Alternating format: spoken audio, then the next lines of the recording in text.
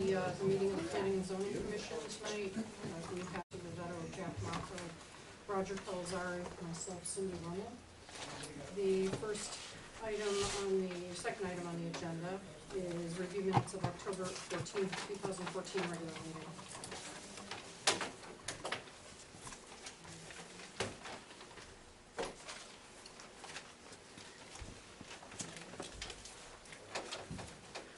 I'd like to make a motion to accept the minutes from the October 14th meeting.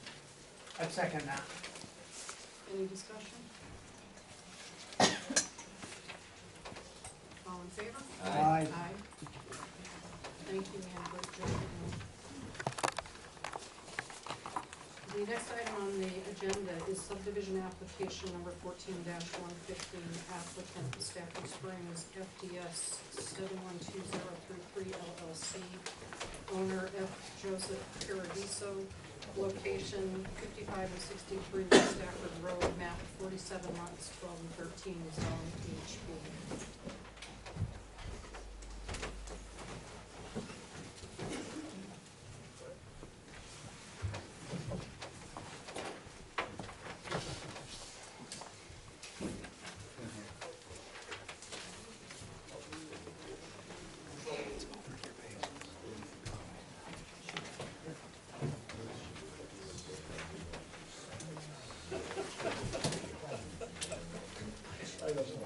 Yep. Should be upstairs.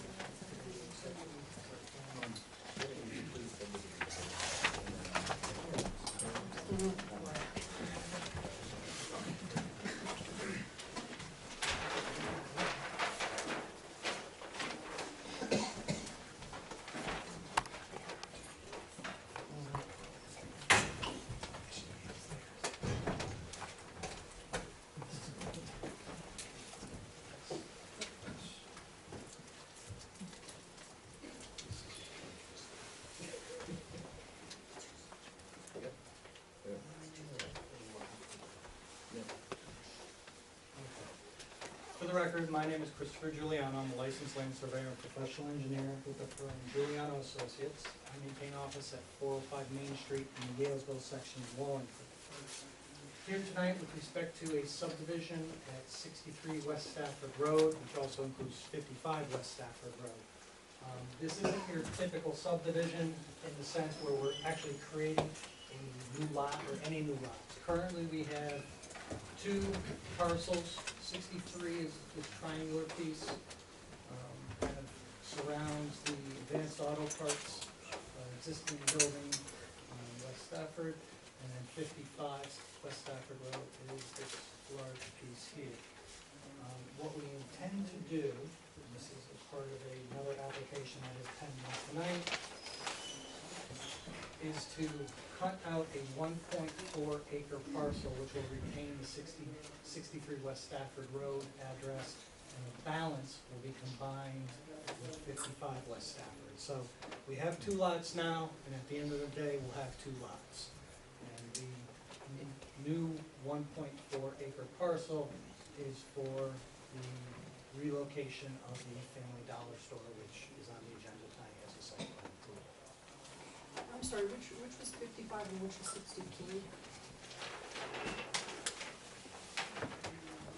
55 is on the easterly side. It butts up the railroad, from the railroad tracks. It does touch Mill River, and then the division is between the house and the existing commercial building here in the front. As I said, 63 then wraps around the advanced auto parts store and also butts up to Mill River here on the west.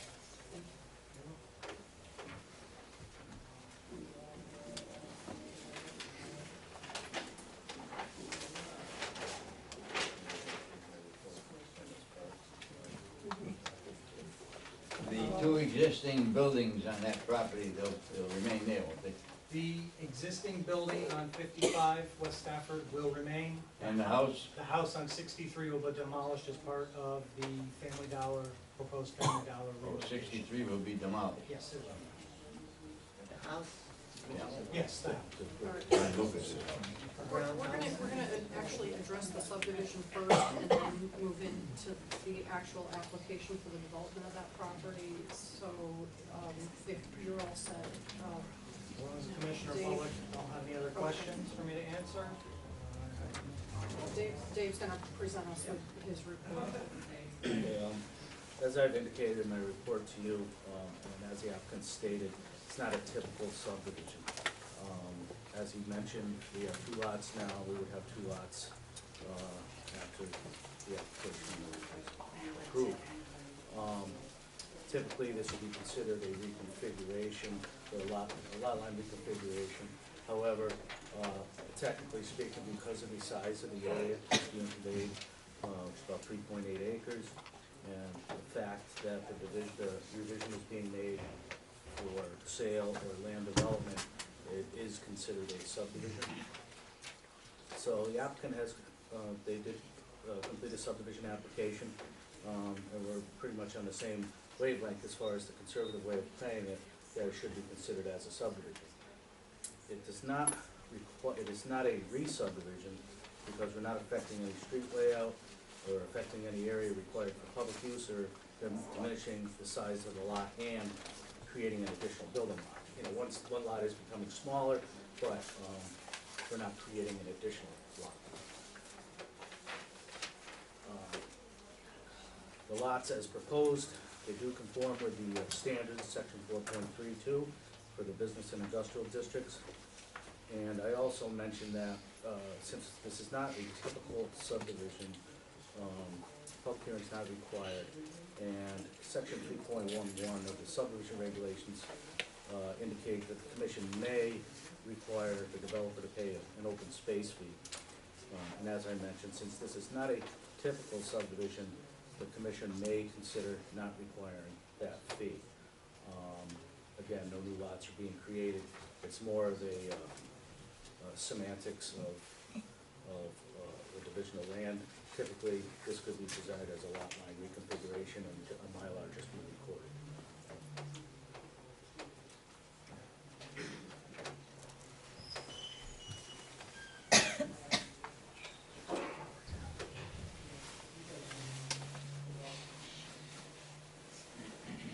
So Cindy, you indicated right now it's just the subdivision we will be considering, not the site plan. But we can do it together. We were You wanna do we it were gonna together? have him present Okay. the subdivision They are 2 portion. separate applications. Well, then it would be 2 separate votes then, is that Correct. Correct. Yeah. Mhm.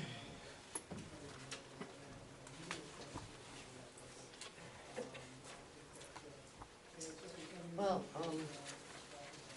also in your report, David, you said, due to the recent concern of residents regarding development in town, the commission may wish to hold a public hearing. Right, that's in regards to the site plan application. I don't feel this is, it's up to the commission, but The subdivision is more straightforward. correct. Mm-hmm.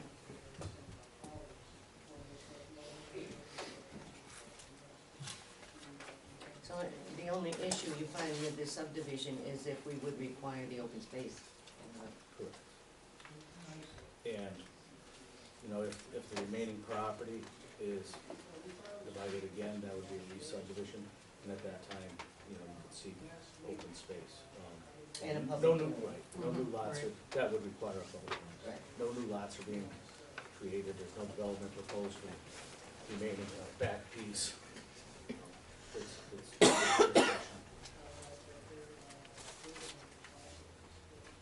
You've done a great job, Dave, of summing it up for us and explaining the details. We appreciate that.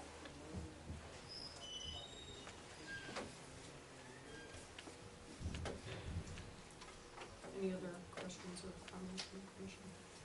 I think I have all the information I need. The only question I would have for Madam Chairman is, do you want to let the public talk now, later? What would your feeling be on that? Obviously, a lot of people in the room for a reason. Right. You know, again, I agree with David's synopsis that this is really just a lot line reconfiguration. I think when we move into the next portion of this application, which is the development, then we consider public input. Sounds reasonable to me. So at this time, did you want to put a motion for the subdivision application? Is that appropriate? Yes. I'll make a motion that we approve the subdivision application number 14-115, applicant Stafford Springs FDS, owner F. Joseph Paradiso, location 55 and 63 West Stafford Road, map 47, lots 12 and 13, zone highway business. I'll second that. Nancy, could you just also include in your motion that we would not be requiring space? Also, for this subdivision application number 14-115, the commission will not require the open space. In the event of re-subdivision, then it would require a public hearing and would require open space requirements. We're still second. I still second Very good. Any further discussion? All in favor? Aye. it. Aye. All right. We will move on to site application number 14-114, applicant Stafford Springs FDS 71233, LLC, owner F. Joseph Paradiso, trustee, construction of a new family dollar store, location 55 and 63 West Stafford Road, map 47, lots 12 and 13, zone HB. For the record again, Christopher Giuliano, licensed land surveyor and professional engineer, here representing Family Dollar with respect to the relocation to 63 West Stafford Road. I'm going to basically walk you through the drawings, I'm going to point out the various components. Can I interrupt you a second? Do Yes, you may. have any large drawings for the commission to Yes, look at? I'm sorry. I can't see these. Did you, I couldn't see any of the reading, yeah, the words. Yeah. You get me.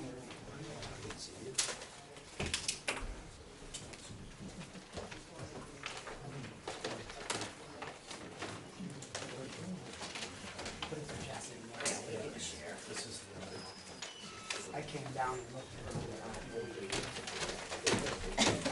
it. I got another.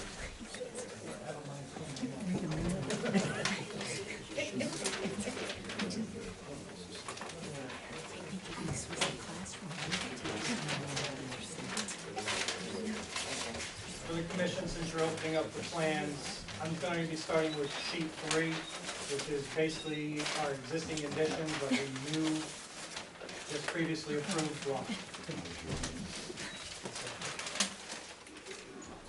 So the subject parcel is 1.4 acres located on the north side of West Stafford Road. For orientation purposes, West Stafford Road, connected Route 90 at the bottom of the page. To the west is the Advanced Auto Parts store. And to the east is a commercial entity, which is 55 West Stafford Road, which is owned by the property owner. And 55 West Stafford Road is also above the proposed lot.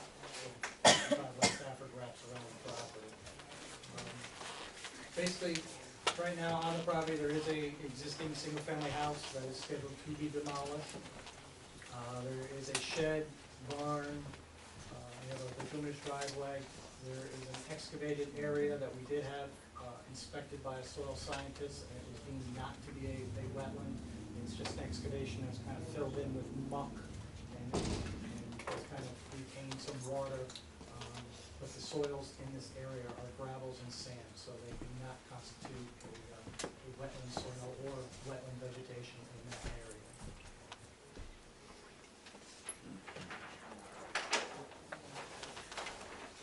Basically, for the development of the Family Dollar store, the existing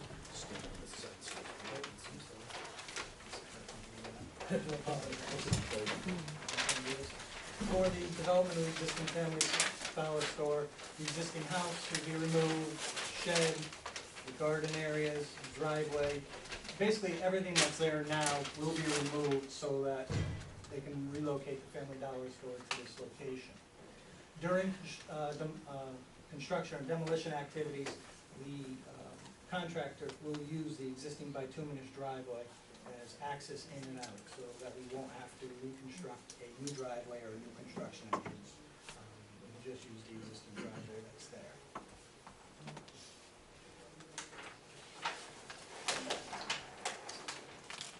Proposed Family Dollar, we'll be relocating from the west, which I believe is in the Big Y Plaza. Basically, what they intend to do is build a new 10,000 square foot store, 100 by 100. 40 associated parking spots located here in the front and on the westerly side. We will have a new curb cut to DOT standards, basically allowing us with full radius to get our delivery trucks in and out. Basically, the building is going to be served by municipal sewer. It'll have a private well, which we're going to locate at the rear of the property, right there. We also will have propane gas, which we will have on site either on a tank, on a concrete pad at the rear of the building, or buried, depending upon what is preferred by the health department and local zoning. With respect to the 40 parking spaces, we're required to have 2 handicap spots, which we do here in the front of the building. One is a standard handicap vehicle space, the other is a van accessible space, so it is a little wider and has a little larger painted island. There'll be a handicap ramp up onto the sidewalk, direct access into the building. Other than that, we have our dumpster pads, which will be properly screened, located towards the rear of the property here. I don't know if I provided you with the detail, David. Okay. The site is relatively flat until you, except for where they have excavated out, or I guess they tried to pull some gravel out of this area at some point. But there's very little elevation difference. Basically at West Stafford Road, we have an elevation of 514, which is based upon the North American vertical datum. And then we have elevation up in the northwesterly corner of about 517. So there's about a 3-foot elevation difference across the property. Very, very flat. As I stated previously, the soils are sands and gravel, so we have very good infiltration, and we're going to be using that to our advantage. We are actually having to bring in a little bit of fill for the building to raise it up so that we get proper pitch from the front of the building down towards the street. We will be collecting all the runoff from the building and the parking lots in catch basins, and we're going to be putting it into an underground drainage system. Because of the infiltration rates being so high, we're actually able to take all the storms from the 1 year up to the 10-year, up to the 100-year design storm, and put them into a very small storm trap galley system, and then just have a minor connection out to the existing drainage in 190. So basically what's going to happen is we're going to collect all our storm water, and we're going to put it right back into the ground. It's going to allow recharge of the groundwater. Prior to being discharged into the galley system, it will go through a sediment chamber to pull out any debris, sediment, oils, anything like that. So before we infiltrate it in, we'll have cleaned it before putting it back into the ground. A quick question. Sure. So the galley system is under the parking lot? Yep. And I will flip over to the utilities page so you can see the location of that. As I said, it's a storm trap system, which is basically, the best way to describe it is, it's a concrete box. There are various sections that get put together. There's no gravel other than what is just on the sides and a leveling pad on the bottom. So basically what this particular system allows us to do is get the maximum amount of storage in the smallest amount of area. And it will have no bottom, so then it'll allow it to leach in or infiltrate into the ground. Our infiltration rates here, we had some borings and infiltration tests done by Terracon, and I believe the report was submitted. The infiltration rates are greater than 60 minutes, or 60 inches per hour, so roughly an inch per minute. And it just, that's fast. That's good drainage. It is very good drainage. If it was a septic system, I'd actually be concerned. But with respect to stormwater, we're able to get it in the ground very quickly, and it will be treated prior to. As I stated, we have what I'm calling a high-level overflow, which is just a small 6-inch connection to the existing drainage in West Stafford Road, connected with 90, and that's just belt and suspenders in case we get two huge storms back to back, we want a way to allow this thing to drain dry, so it doesn't actually back up and affect anything within the parking lot. Sanitary is an existing lateral which comes onto our property. We're going to be picking that up, reducing it from the 8 inches that's there to a 6 inch and running sanitary to the back of the building where our utilities are located in the northeast corner. Similarly, we're going to be picking up the electric from existing utility pole on our side of the street and then underground electric basically to the back of the building here. And then we'll be taking our water from our well and bringing it into our utility room in the back. Utilities are pretty straightforward. Everything will be underground. I did notice from David's letter that we will need approval from the local health department with respect to the proposed well location, but I don't envision that being a problem considering where we are. And the fact that there is an existing well on property for the house, which we will be abandoning. So it's not like we're gonna have two wells or anything like that. We'll just be swamped. Other than that, I have a full myriad of site details that I could go through. If anyone is interested, probably the most important thing that everyone wants to know is what this is going to look like. This is a color rendering of the proposed Family Dollar, and I know that the applicant had met with town staff previously or prior to the submission of the application, and had talked about the different facade materials and the proposed rendering on what they're going to be doing for block material along the front and the two sides is based upon those conversations. The back of the building right now is proposed to be a metal facade, a metal building.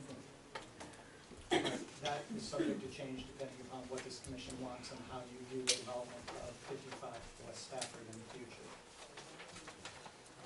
Other than that, I'll address any questions you may have regarding the engineering, the architecture. Let me ask you a quick question. Sure. Looking at that right there, have you read our architectural guidelines and our regulations? The architect has. I'm not an architect. We do have an architect that did the design. He was comfortable with you bringing that in, even though it doesn't remotely meet our architectural design regulations? Well, I do understand that, and David did say something, you know, we did have a conversation when I dropped off the plans that the architecture would be the main focus of what this commission will be looking at and probably the public. I would say that if this were more in this location of Stafford, I would definitely agree with you that this doesn't fit in, but where we are in the, basically your highway business corridor, your commercial corridor, Vance Auto Parts to the west, move down, you have McDonald's, you have the plaza, it's not out of character. So I do understand and I can appreciate your comment about your architectural standards. But I mean, unfortunately, Family Dollar, corporate America, this is what they would like to do. If it's something that you're totally opposed to, then you need to, then you definitely tell me, and we go back to the drawing board and try to get you something that fits in. Well, I could say right now, I for one am totally opposed to a metal building that looks like that. Well, It doesn't meet our guidelines at all.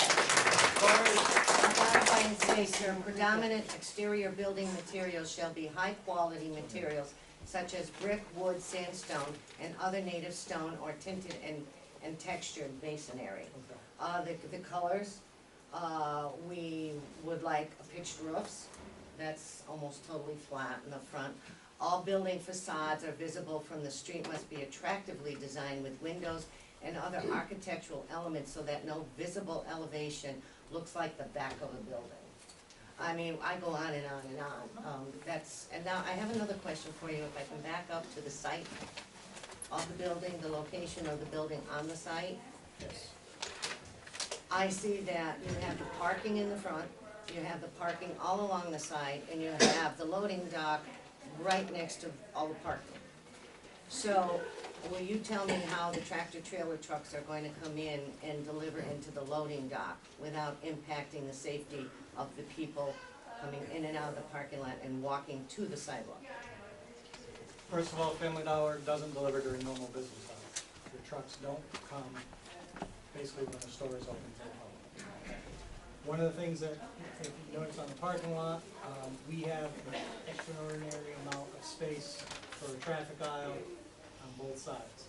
Basically what the trucks will do is they will come in, they will pull in, they will back up to here to the location, unload, and then go back out.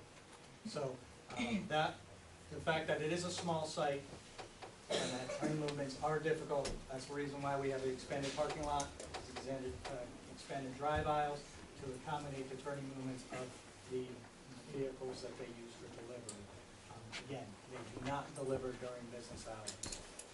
Basically, the delivery is required before, in the morning, or at night. They understand the problem, the issue with that, so that is their process. And then that way they don't have a conflict between pedestrians, passenger vehicles, and their delivery. Also, you do not have it signed off by the health department. I think that's a requirement Which would for be for we the could well, vote. would be for the well.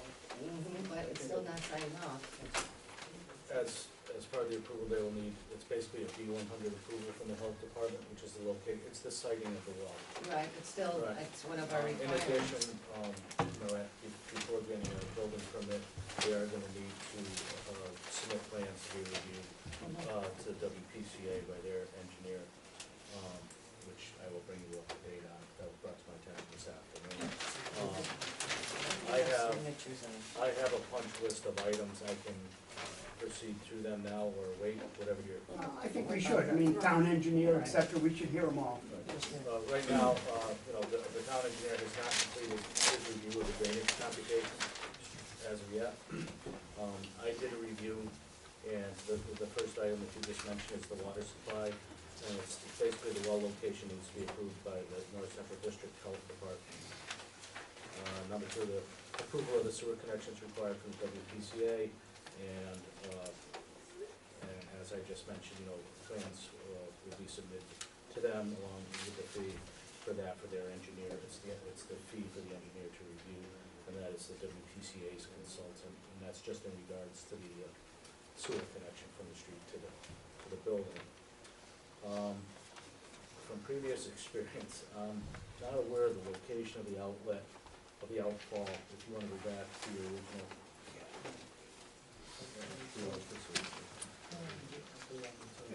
Referring to the catch basins in the street. Yeah, I did inspect those today, and up to, not too long ago, those catch basins were filled to the rim with sand.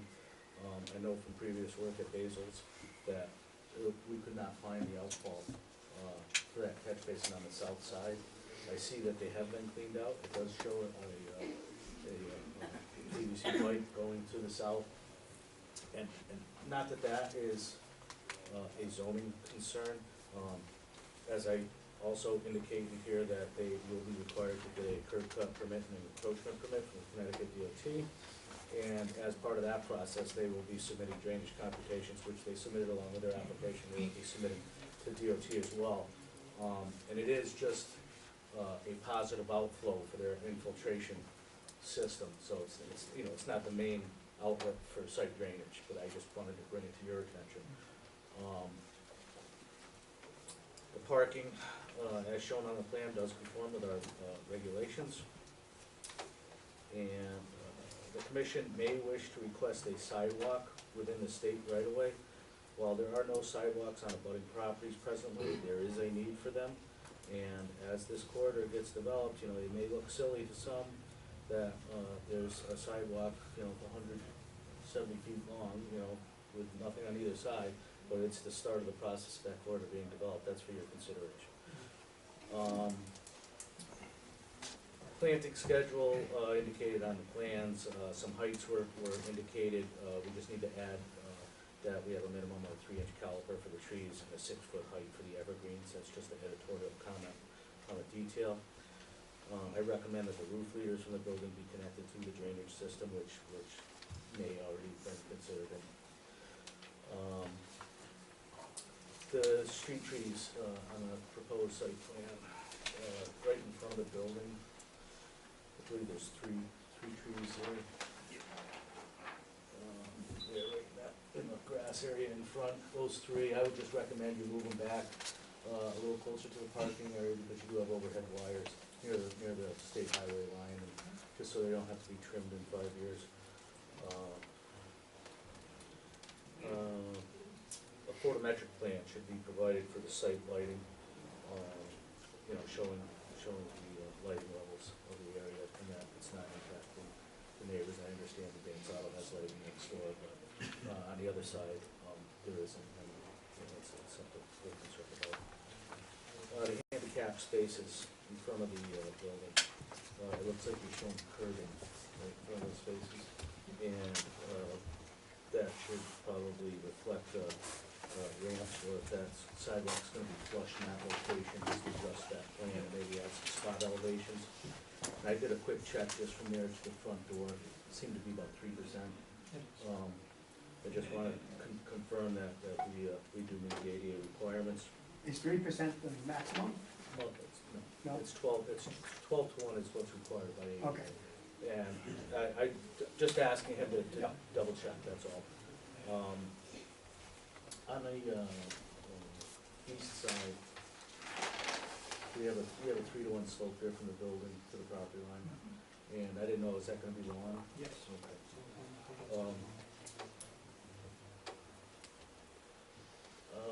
Another, editorial comment is, maintenance and operations schedule for the site's parking area and drainage structure should be included on the plan. And that should include, inspection schedule, cleaning schedule as far as sweeping of the the parking lot, and, any inspection or cleaning of the catch basins. If approved, pre-construction meeting, this meeting's missing, it should be held by the contractor, the public works director, the town engineer, and the zoning enforcement officer, prior to construction, I should say. And if approved, an as-built survey of the foundation shall be required prior to framing, and an as-built survey upon completion, to show compliance with the regulations and see other standard Yeah. conditions. Yeah. The last item I point out is aesthetics, and I note that the architectural elevation views have been submitted, and then I include section 4.64H, which are the architectural guidelines which Nancy and Dean referred to. I also, excuse me, I just want to indicate, this application requires site plan approval only. Site plan application by itself is for use already permitted as of right in that particular area, so long as it meets the standards required by the regulations. It does not require a public hearing. However, the commission can require a public hearing at any time on any topic, regardless of if a public hearing is held for this application. The timeline for approval would be that of the site plan application, which is 65 days from today when it's accepted. And not the schedule for a public hearing, which is longer. If a decision is not made within 65 days of acceptance, the application is automatically approved, and that's state statute. And due to the recent concern of residents regarding development in town, the commission may wish to hold a public hearing. If so, the hearing should be set for November 25th. I just looked ahead on our meeting schedule, and if you see up above, we have an accepted date, which is today. A decision would be required by January 1st, which none of us would be in this room on that day. I list the regular meeting dates, and I just do that, one of them's 2 days before Thanksgiving, one of them's 2 days before Christmas. I don't know what vacation schedules are for commission members or whatever, but that deadline is fixed now. Yep. If there may be a need for scheduling of special meetings to meet that deadline. So we've learned to live by that 65 days, and Yeah. we know it. But thank you for bringing it up, because it is crucial. And if a public hearing is set, I do set a date, and I can explain the public hearing rules if you wish, but basically a public hearing would be, a date would be set, the hearing would be opened, basically probably the same presentation would be made, and comments would be taken for and against, for or against the application by members of the public. And the budding owners would need to be notified by certified mailing, and I would have to publish legal notices. It's the commission's call whether you wish to go that route, or if you want to consider it as a site plan application, we could, you can decide on what you want to accept for comments and go that route without a public hearing and possibly make a decision tonight or table. We're waiting on some information, so I think we're gonna have to come back anyway, so it's up to you. My sense is, since we don't usually have attendance at this level, that there's probably a great amount of interest in this project. And in my opinion, I think we should hold a public hearing here. Totally agree with you, yes. Well, Mike, I have a procedural question. You said that they would present this would be the same presentation, even though He's shaking his head, It's not Nancy, so it correct. won't be the same presentation. Well, There will you be said it would be the same. modifications. There Will you will be modify your modifications, yes. presentation? okay, there will be a presentation. The point I'm trying to make is that, if you decide to hold a public hearing, by statute, you can't have any comments, discussion, until the public hearing's open, other than an introduction. Once the public hearing's open, you can accept comments, and once the public hearing is closed, no additional information can be submitted or comments made by the public. Right. Only discussion amongst the commission. I'd like to be clear to the public that during the public hearing process, comments can be made at the appropriate time during the meeting, and in correspondence, et cetera. Once the public hearing is closed, no information can be accepted, verbal or written. And that's an important point that the audience needs to know. And I think at every public hearing, we're gonna bring that point up and talk about it. Because I think people are hesitant to talk, and then it closes, and you can't talk. In fact, if you had really good information involving an application, once it's closed, we can't even consider that information. Right. We legally don't have that choice. So it needs to come out, and we'll just have to in the future emphasize that. Repeat it many times until we actually close it. And if there's more information coming, we can continue a public hearing, provided the 65 days is where we have the time. Yeah, but this one's And So also. I envision special If you meetings. decide to set a public hearing date, I would just ask you now to make suggestions to this gentleman as far as,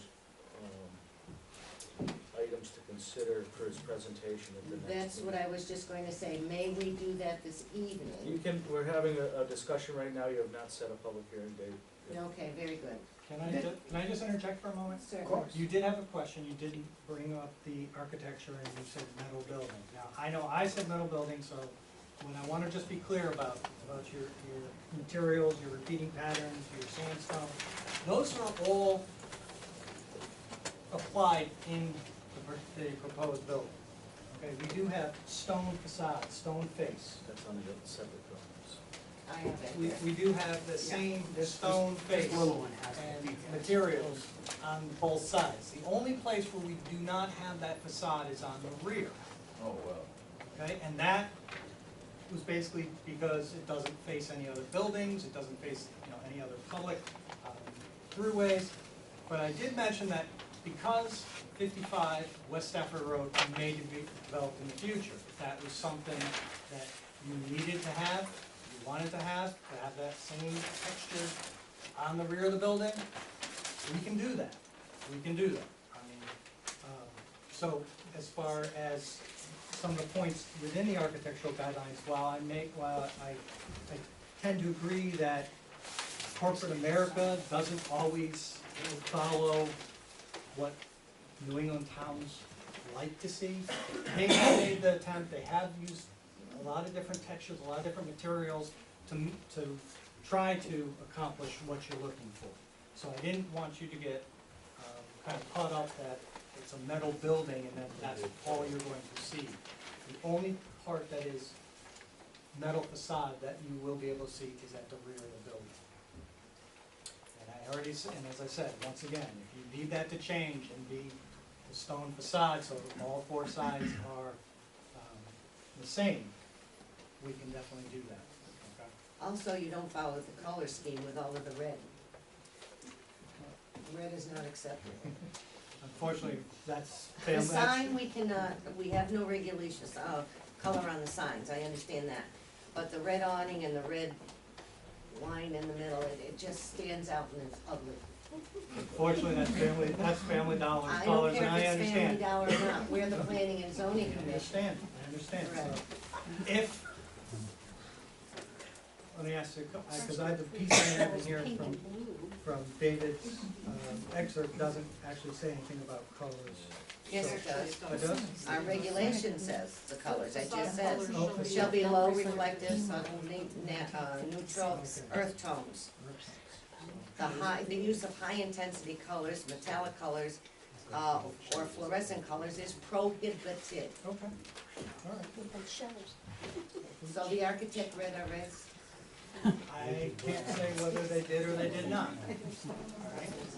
As far as the red, I think we can eliminate the red. I think we have to. Have to.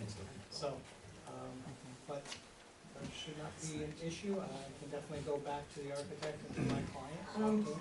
Another thing, our ZEO and Jean and Cindy, our chairman, did a walk, remember with, and Mark Fenton. with Mark Yes. Fenton, who at that time said that Stafford was a very unique, very classic and historic town with the main street and the sidewalks, etc. And he said, it is so inviting that we have the sidewalk and the businesses right there along Main Street, etc. And that buildings, any new development to, actually have them come forward with sidewalks, such as David suggested, and not the parking in the front. So Dave Well, I and think, Cindy, if I'm not mistaken, I think David was suggesting a sidewalk. a sidewalk, Right, I but was we also suggesting have a the sidewalk. parking in the front and I- not the building.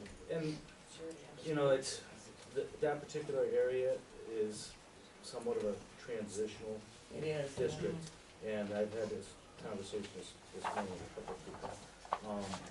And that goes into our other discussion about our revision, is where does that transition from a village type setting to. The walk zone to in a effect, commercial. where does it end? Well, Right.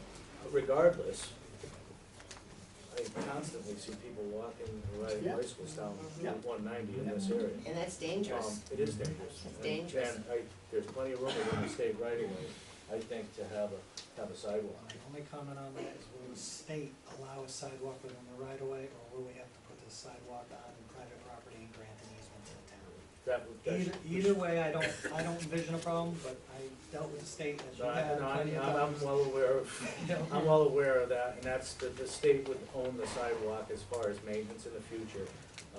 The property owner would maintain it, during snowstorms, they would have to shovel it and that. But the state, like many other people, don't want any additional burdens put on that.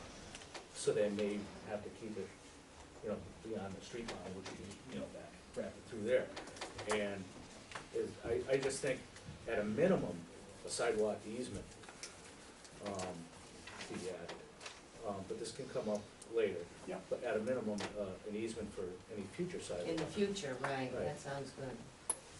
And I think we continue that with any other applications that come along. And for that corridor. Right. And to Nancy's point, I guess There that's is, one of, there is a choke point, that I think you Yeah. mentioned, there is a choke point at the bridge. the brook is, And, kind of stops and it. the bridge isn't getting any younger. We're talking about utility upgrades, who knows, maybe there's some way to incorporate a sidewalk Pedestrian off walkway, the end, the side of the bridge. I Off don't the know, road. that's in the future, but it doesn't hurt to take it into account in planning for that walk. and, And especially if Avery Park is developed, Oh, it yes. would be very important to have A a sidewalk. Right. sidewalk through all the way to. excellent idea. This- Who's Yeah, gonna that's own the part of it. sidewalk and who's gonna maintain it? The state. If it's within the right of way, the state would own it, and the property owner would maintain as far as shoveling it. Right. Repairing the concrete would be the state. If an easement was granted, I believe it would be, the town would have to do the repairs, the owner would still do the clearing of the snow.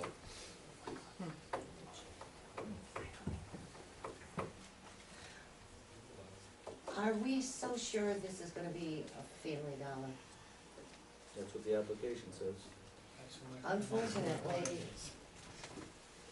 Business Insider, That, there's a hostile takeover of Dollar General. And if we approve this for Family Dollar and the architecture and everything, and then Dollar General takes over, where does that leave us? Do we redo the application? I guess it's, Dollar General and also Dollar Tree. Dollar General, I believe that if that's the case and something changes where even the not the freestanding signs, but the appearance of the building, any of that changes, it's a site plan modification, and they would come back for site plan approval, which again, the commission would have the option of holding a public hearing or not. okay, great, that answers my question. What I can answer as far as that information, because this, I deal with Family Dollar on a regular basis, and yes, when I saw that information, news about Dollar Tree and Dollar General, that was one of the questions I asked my clients, what happens for the future and the fact that we are doing this.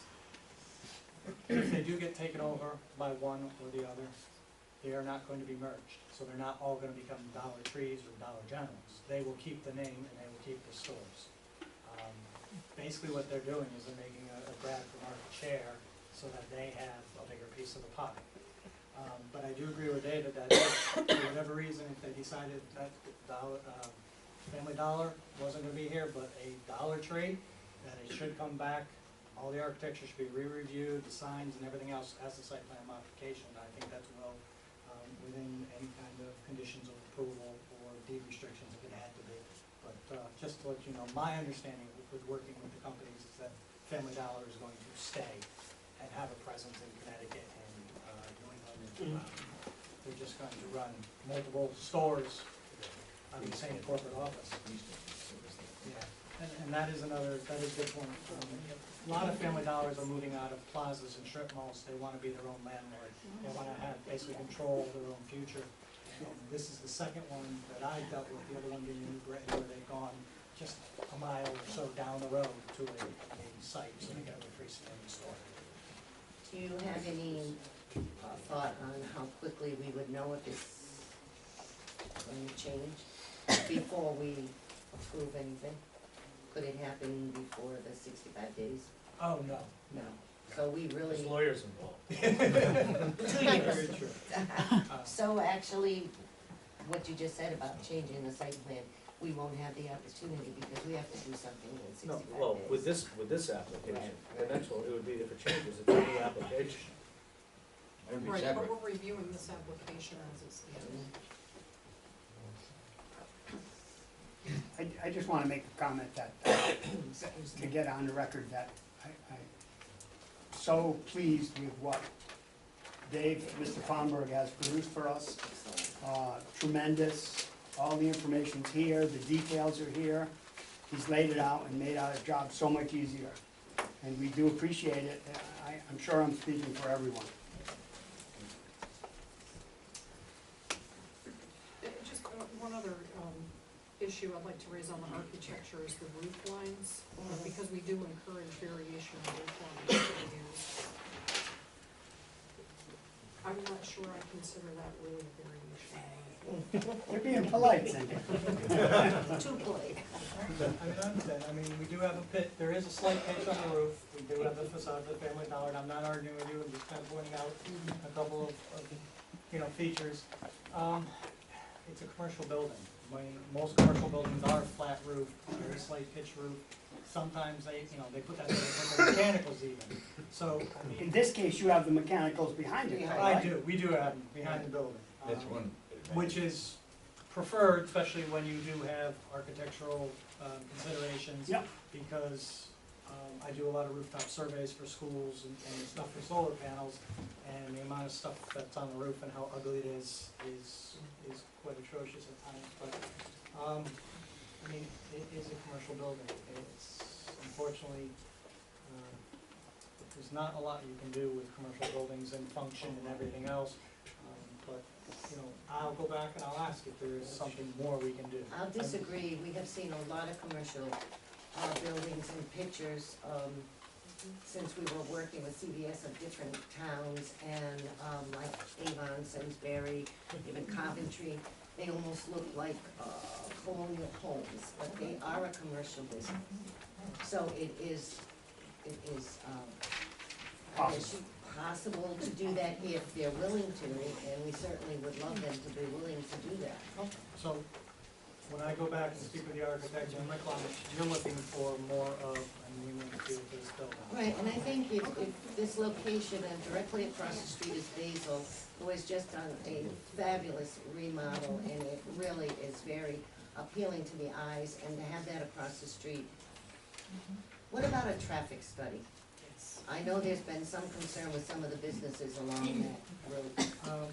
Well, first of all, a traffic study for both the size of the building and the number of parking spaces, it's not warranted. I mean, we do not trip what used to be called the STC, which is now called HOSTA, Office of Traffic Administration. So the state does not require one for The something state this does not size? require one, and generally, most town regulations model state regulations, which means you either have to have over 100,000 square feet or over 200 parking spaces. How about the curb cut? They must come in and investigate that and. Yeah, they will review the curb cut location, considering there was a driveway there before, an existing curb cut. We are relocating it, we're making it commercial standard, making it a little wider with proper radii. Sightline here really is an issue, it's not bad from what I can tell, from what I remember from being out here. We do, to the east, we do have a little bit of a curve, and then as we go down further past the river, it curves again, but we do have adequate sight distances here. But we'll be dealing with the state on all those various issues. If for some reason that this DOT felt there was a concern of traffic movements, they would bring it to your attention and make it as a condition as part of any permit. I mean, I don't think it's the case in this instance. If they felt the need for a left turn lane, that would be addressed. You know, that's their call because it's a state road. And like he said, I don't think that the size of the store and the number of spaces and the trips in and out warrant. And if they did ask for something as unusual as that, like a left turn lane or a bypass, I would end up resubmitting to you. It would be a change, it would be a modification to so, if it was satisfied. I think that that's kind of unfortunate, that, in a way to me, that you don't have to do one, because I think that's going to become a huge issue in town real soon. It's already very busy there, and it's just gonna get worse. And we're worried about the future in town. I can't promise my client will agree to one. I will bring it up to him and see if he's willing to do it in time for the next meeting. Because it's not required, he's under no obligation, but I'm always the type of person, type of engineer, that if I can give you something that'll help put your mind at ease, I'll at least ask my client if they're willing to do it. That'd be Maybe great. the number of trips per day or something like that. You know, That'd be wonderful without if you a could. study, but, you know, just an estimate of that. Yeah, well, that's readily available. Well, there's a traffic count of the state highway, I think it's about 19,000 cars a day. But as far as the, you know, an estimate of the trips for this particular store based on the hours and the number of parking spaces and so forth, I mean, they have stores all over, they know what just to give an estimate. And, you know, That'd be fine. I'm actually gonna go out on the limb here, and I'll ask my client, but I work with a traffic engineer, who bears Traffic Associates also at Wallingford. I'll just ask him to do the analysis on my own. That's Thank you. wonderful, thank you. You're welcome.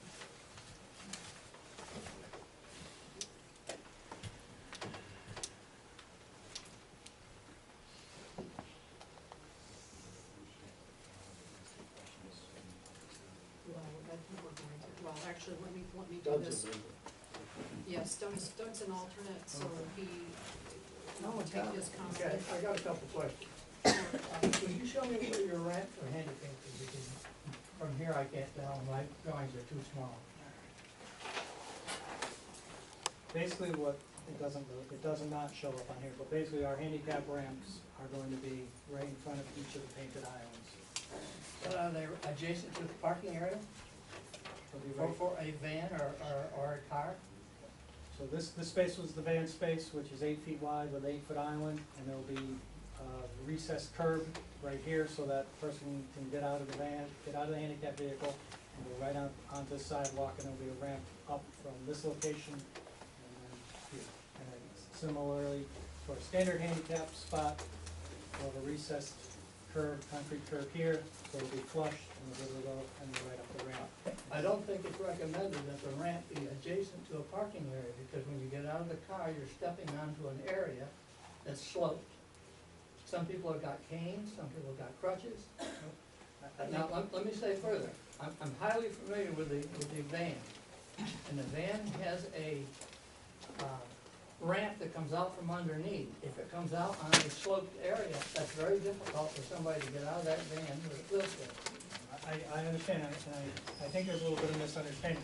Where I'm talking about any kind of ramp or sloping is actually on the sidewalk in this location here and this location here. So basically, this painted island will be flat, and it'll be Okay. flat onto the sidewalk as Okay. well. And then from this flat area, then it will ramp up towards the door and ramp up towards the other sidewalk. And Well, if that- you have a curb there, how do you get up over it with a wheelchair? No, it's a recessed curb. So basically what we do is we take the concrete. Okay, you take a piece out of the curb. We take the Slope. concrete Ah, curb gotcha. and we bring it down, and basically we put the concrete curb flush with the pavement. And what it does is it holds everything in place, so basically it's a level surface. Second question, you've got a hatched area on the left side of the building, right there. What's that for? That's their loading zone. But there's no door there. There's a concrete pad and a door here. I And mean, another the one here. door where you stick a pallet in or anything. I believe, They look like, these two doors are their two side entrances where they bring in their materials and everything else. But this is their loading zone, so they'll back up, they'll unload materials in here, and they'll cart it in through those two doors. they're gonna back up facing that loading zone alongside the building? Tractor trailer will come in, pull in, back up, unload, and pull out. So he's gonna load onto the ground and then put it over on the, And then they just wheel over. This is again, flush concrete pad, so there is no elevation change here. So we're unloading the crosshatch area, just right into the building. those doors look like personnel doors, that's what I'm saying. Yeah, seem to be they are not, they're not overhead doors or anything, they're just regular, they're probably about a 3 or 4 foot wide door, that's And it. you can get a pallet through them, okay? This double door, double opening. Yeah. But that's what they use for their loading and unloading. Okay, thank you. Actually, 2 doors situated right here. See, scale-wise, they don't look big enough against the front door. No, yeah, anything large, they could bring in here, because this opens up completely, but those are their 2 doors for bringing in But they materials. bring it in through the front. Anything large, but my understanding is that most everything they bring in is through these 2 doors. Well, I'm sure they got the doors wide enough to bring them merchandise in.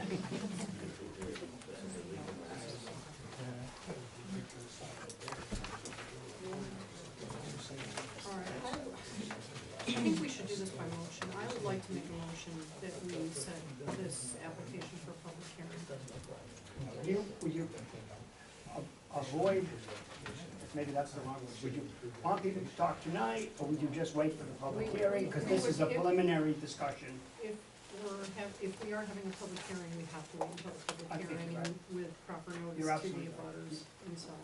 I'll make a motion that we set a public hearing date for November 25th, 2014, for the site plan application for Family Dollar and Lot 55, 63 West Stafford Road, map 47, I'm sorry, 55 and 63 West Stafford Road, map 47, lots 12 and 13, zone highway business.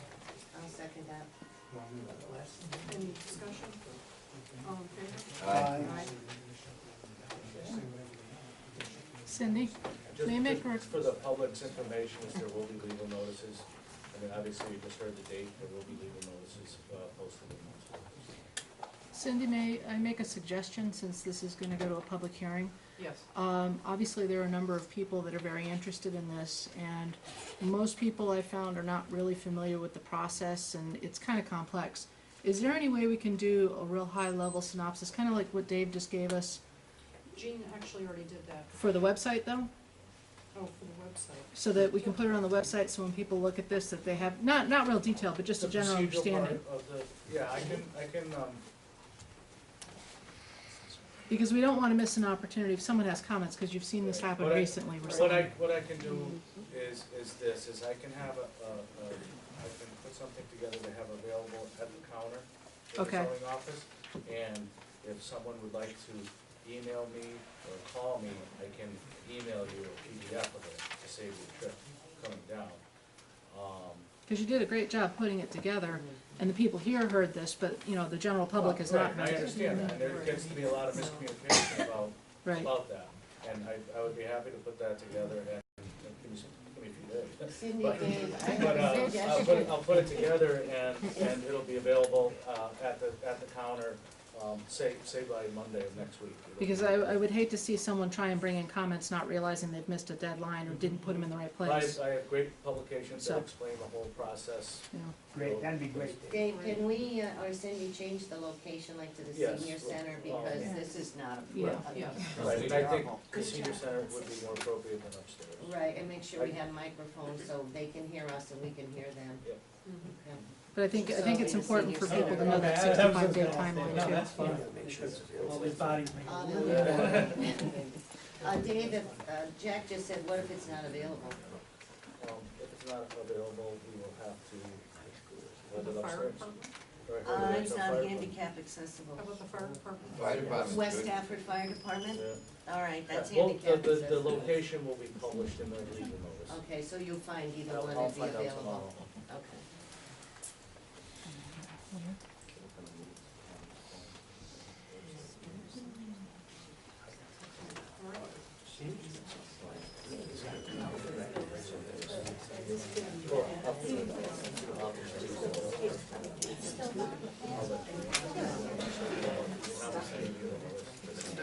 When is Thanksgiving? That Thursday? Oh, God, I've got 20 people coming for dinner. We can all bring you pie. Everybody bring me pies and everything, because I think we'll be here for 2 days. Thank you very much. That's fine, and so traffic and everything, just when you want to get that. That's right, we have my other comments from Yeah, here. and I appreciate your- Yeah, the only comment that's in there is a with any PCA, which There's they're, a fee. right, but then they need. Would save the money. We can coordinate that. That's it. Maybe we should change it from a request to a requirement. I wasn't aware of that. No, that's fine, and Save I everybody don't see paper them. and copy. Papers on the property, same with the well. It's a standard requirement. I think most of them, yeah. So basically,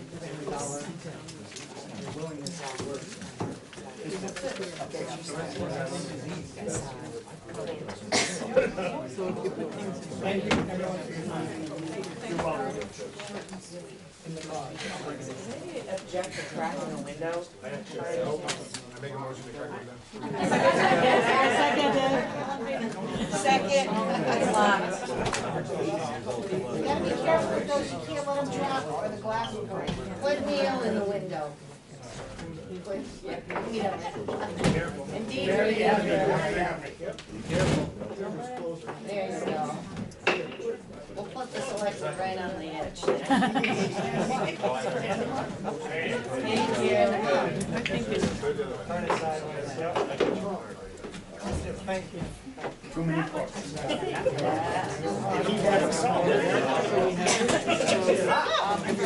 send comments to Dave before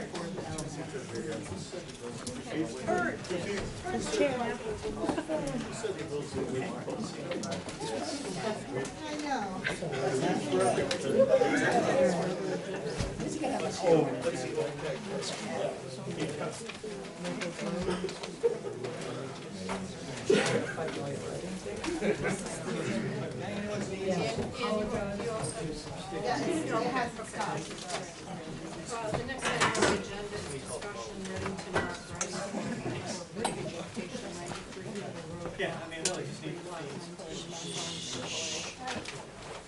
Okay, I met this afternoon, with the attorney for the Reddington Rock Riding Club. It's, Dory Van Miglietti, from Kane and Karen Krensky and Capso, law firm.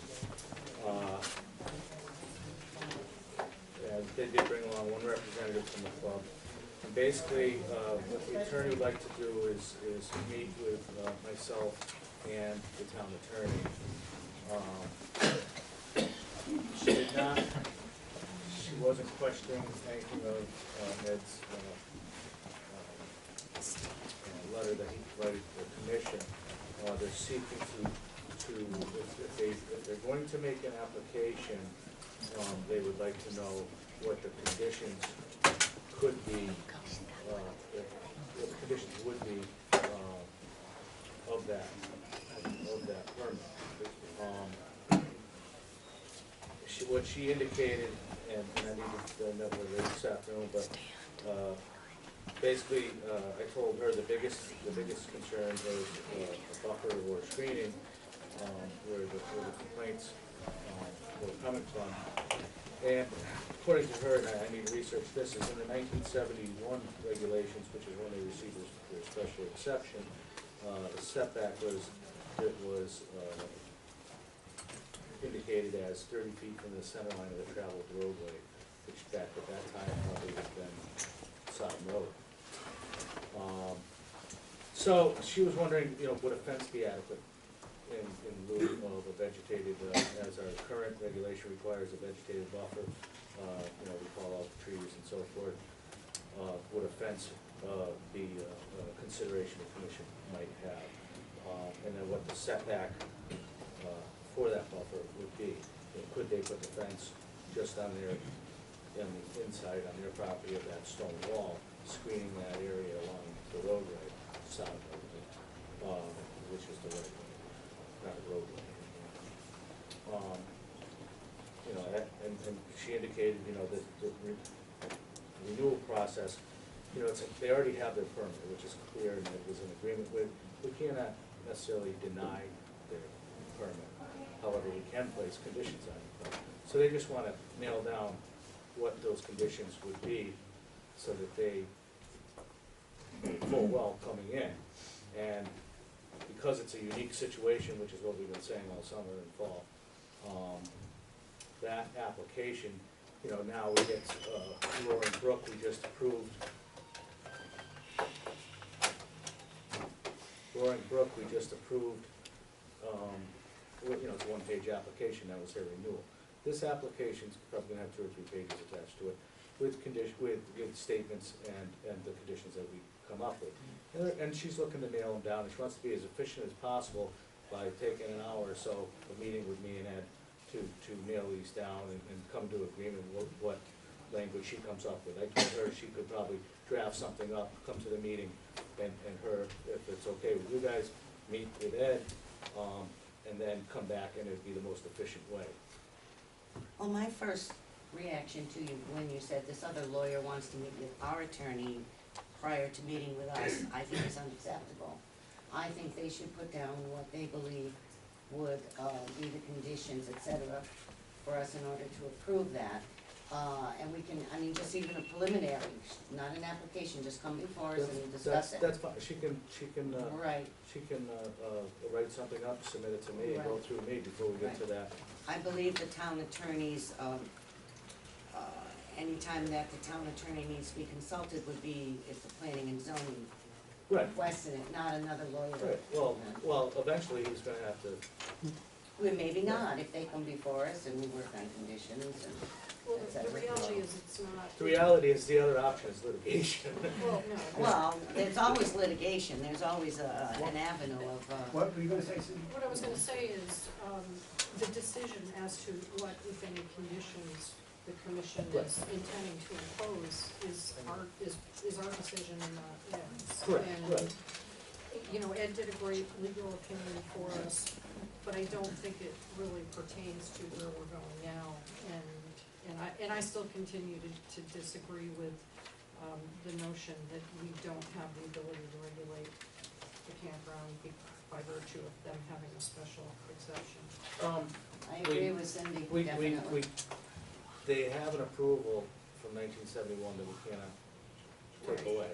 If it's a variance, it goes with the property for life. Agreed. Right. I We do have the ability to require a renewal procedure and impose reasonable conditions on Right. an approval. Right, but that's us, not the town attorney. I think that's what Right, Cindy and I are saying. right. And that's fine. If I can do another iteration of meeting with her, and then when something's together, and you're comfortable to submit, to bring, Ed's gonna have to come back on board at some point. I think he should be taking a look at it, make sure we're protected. That's my opinion. May or may not. Once you guys are comfortable with what's being presented. Depends upon, I guess it depends where we're at, yeah. Right. Yeah. And again, we've kind of been doing this chicken and egg thing for a number of months too. Here we are, once again, we don't have a permit application in front of us, so it's probably not appropriate for us at this point to apply on what we would impose for conditions. But I think the record is clear from all the meetings that we've had that the buffer is the primary issue that I think we're all concerned with. My question is, where did she identify the 30-foot? From the 1971 regulations, and I need to research that. I didn't have a chance after meeting with her. Yeah, I want more information on that. The only other update is North Central District Health Department has indicated that this site is not to be considered a campground, meaning no overnight camping until they are in compliance with the Connecticut Public Health Code for family campgrounds. It's my understanding that they're gonna be issuing an order this week, most likely. a cease and desist. After October 15th, actually, after October, the campgrounds rules have different dates than the town's dates. And the way the town's dates for campgrounds is after that, October 15th, no one can stay there for more than 30 consecutive days at a time. They could still go stay overnight here and there. Between October and April. So this ceases everything. Once the health department issues I'm assuming it's going, I don't know what it's going to say. I was told, late yesterday by, the local health agent here that the Enfield office will be issuing a letter. And Mike Corona from the Enfield office asked for me to pass along that statement to you, that it's not to be considered a campground until they're in compliance. Just out of my curiosity more than anything else, have some of the health district's concerns been met there, or do you know? The issue of the gray water being discharged has been stopped. Something's I believe changed. the water has been shut off for this season. I'm not 100% sure. But the well issue, I think, has been addressed, and they're working on the other issue.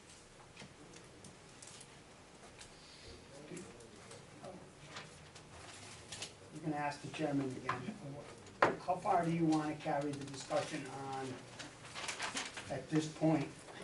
I know we keep repeating this, but do we wanna get into details of what we wanna see there, or should we wait to get more information? The application. Well, and I think, given her argument with respect to this 30-foot buffer, I think that's new information that we do need to consider. After we research first. Yeah, I think we need to research that first, and then I would suggest that the Riding Club's attorney come in with I like that, yes. Mhm.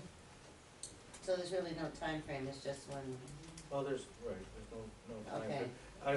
What I would like to do is, I'm gonna do some research. I will email her tomorrow and see if she wants to come to the next meeting or the following meeting, what works for her, or if she's even prepared. I know she had hoped to discuss with Ed, she wants to nail down what the conditions are gonna be before they make a formal application. So she would be coming, having just a discussion, once again, with no application before us, just to be clear. Well, Yeah, but it's again, Ed better than cannot, nothing. right, and Ed cannot opine on what the conditions are. She can read the, Right. she can read the zoning regs, and I know at this point she'll probably have already reviewed all the minutes from the meetings that we've had, and, I think it's pretty apparent where we're Yeah. going.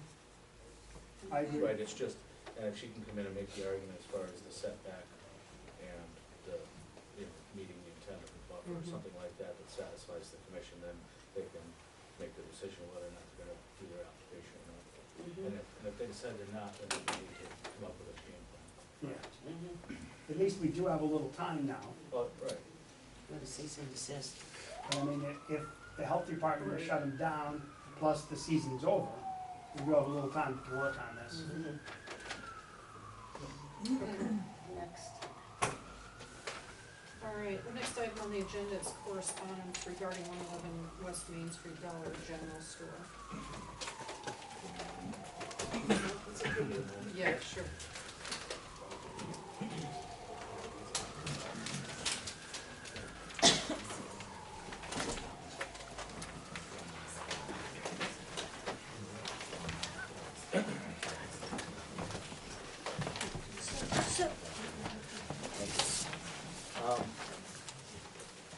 As you're aware, we had the joint meeting, last week with the Economic Development Commission, and the Conservation Commission, over, utility project in town and discussion of plan development and so forth.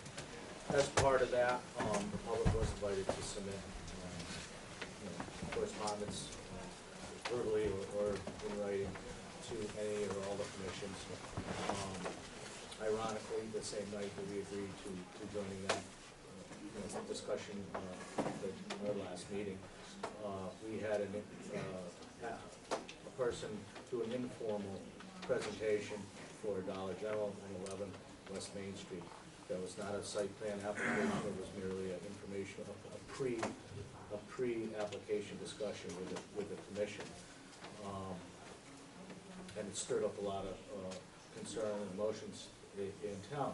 I did receive, this is the correspondence I received from them. I've got another letter tonight to add to it. That makes it The letters- 25 then, if you've got another one. Well, did you count them up? It's 24, yeah. Okay. So 25 letters, they're pretty much consistent in what the opinion is. I don't know how the commission would like to deal with this. What I am going to be doing with this information is that these letters are gonna be scanned and posted online with the minutes of tonight's meeting, in a PDF.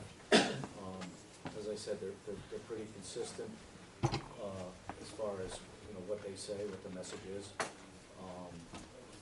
And, it's up to you what you wanna do. We can read off the names of who submitted letters, we can read a few select letters, we can read none of the letters, or just post them, whatever you care to do.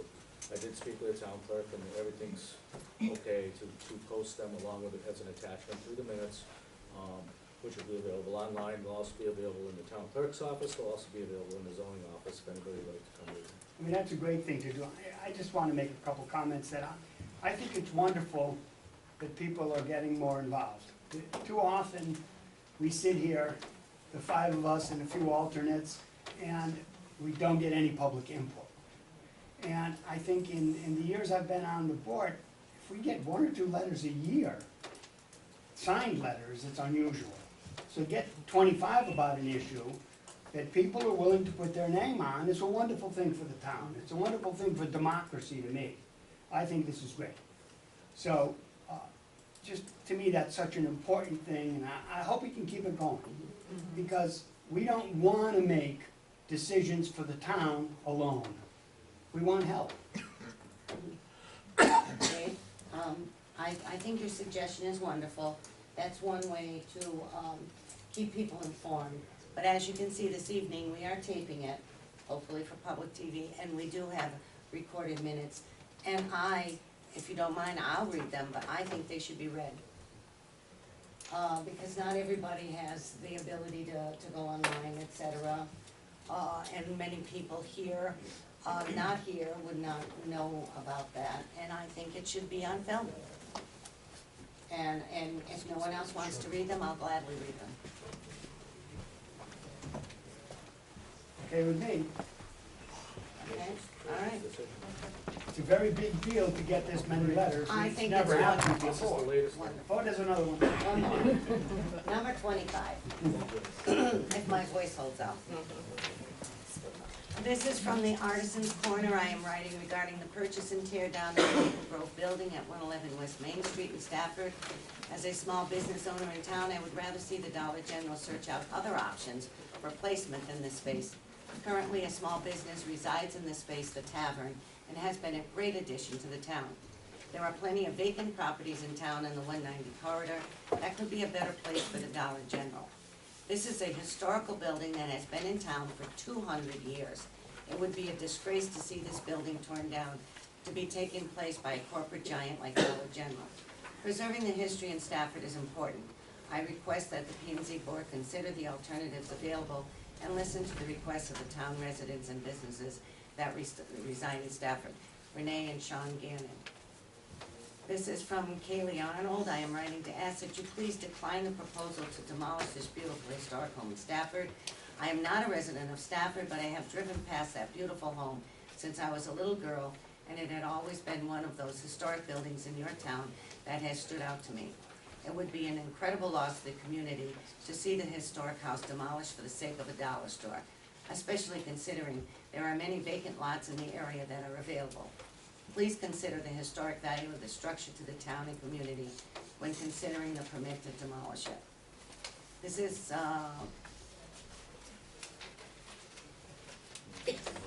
this was just, could you please send me the contact information for Dollar General? That, I don't know how that got in there. This is a long one from Katrina Renna. My name is Katrina Renna, and I have been a resident in town my whole life, 36 years. I am shocked that the town would even consider allowing a historic building to be torn down so a box store can go in its place. As much as we need more business in town for obvious reasons, this would be a horrible move on the part of the owner of the property and the town. You have a wonderful thing going with the tavern. It's bringing people to town and is bringing positive light to the town of Stafford, which we so need. With so many abandoned properties in town, I can't imagine why the town would even consider this. I feel as though this is a scare tactic to get the owner of the building to pay back taxes, and that's just nonsense. What's going on with the bus company? That lot is the perfect place for a box store. It has enough space for the building and for parking.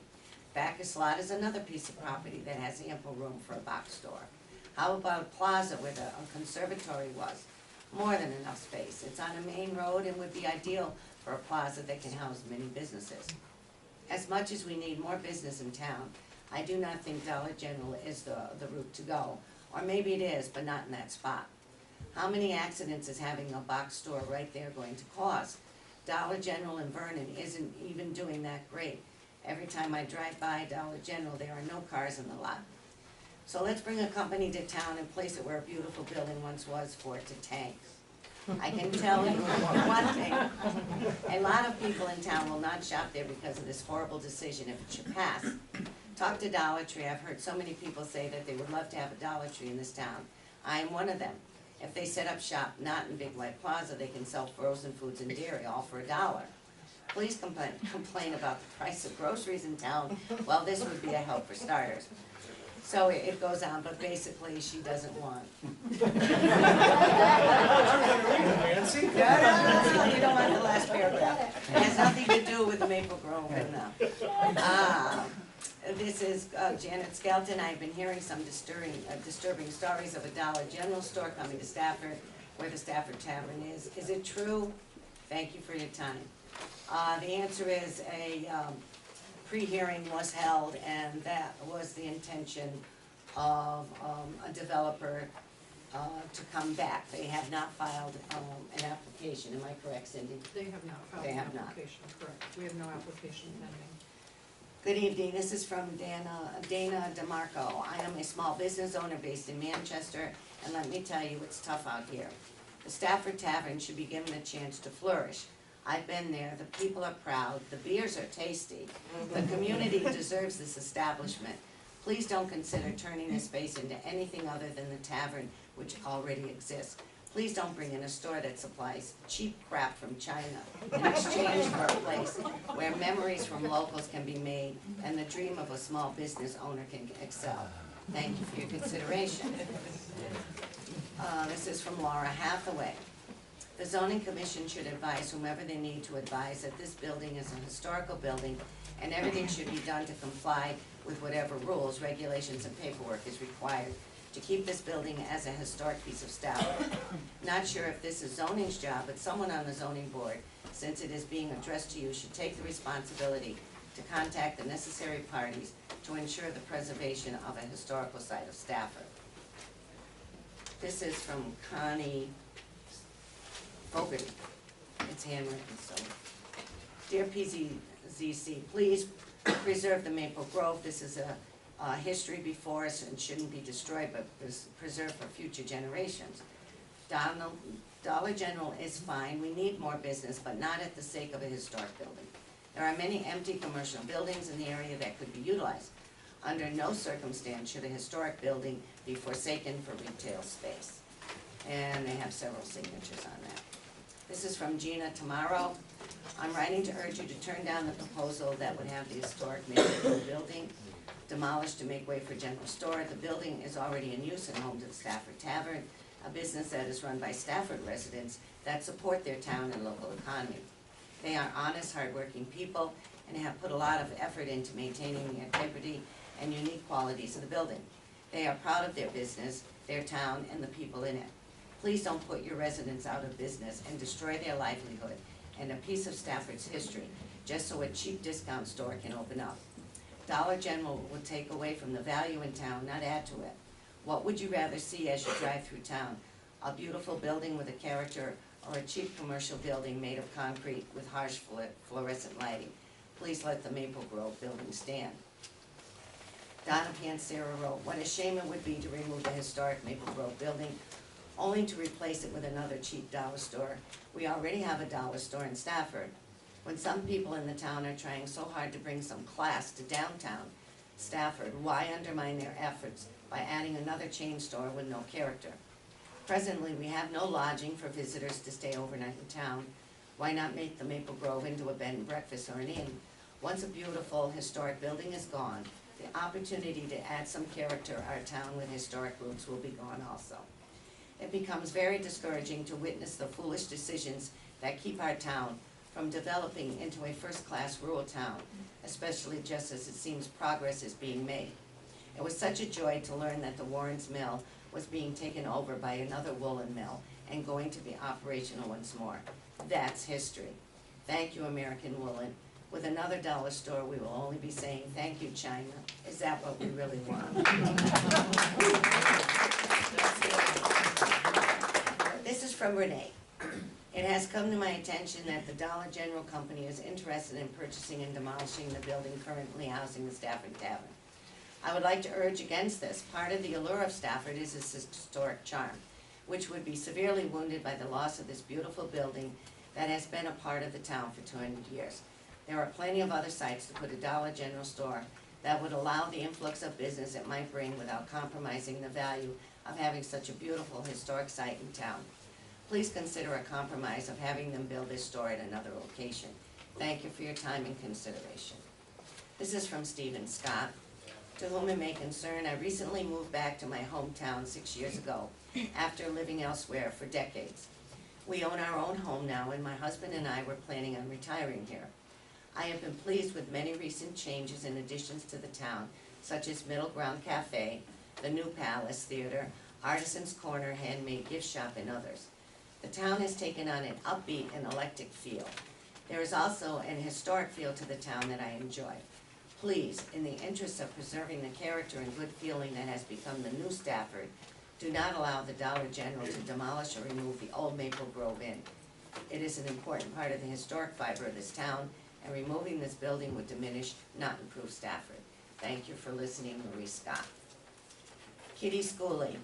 I am writing to voice my concern that the 200-year-old structure at 111 West Main Street, it would be totally ridiculous for Dollar General to demolish this building. It seems that it is not a historic, National Historic Site, but it should be. I hope you stop this in its tracks. I am highly doubtful that we need a Dollar General since we already have Family Dollar in the Big White Plaza. There are plenty of sites on 190 that could be used instead of the site. Directly across the street, for instance, is the old Ford dealership sitting empty now. Big Y is looking to expand by selling pad sites. Why would they rather take a historical building? Why would our town let them? Please do not let this go any further. To whom it may concern, this is from Donna Pansera. I thought I did one. What a shame it would be, oh no, this is, I think it's a copy of the email. You must have gotten an email and the letter, it's the same. Yep, same. Yeah.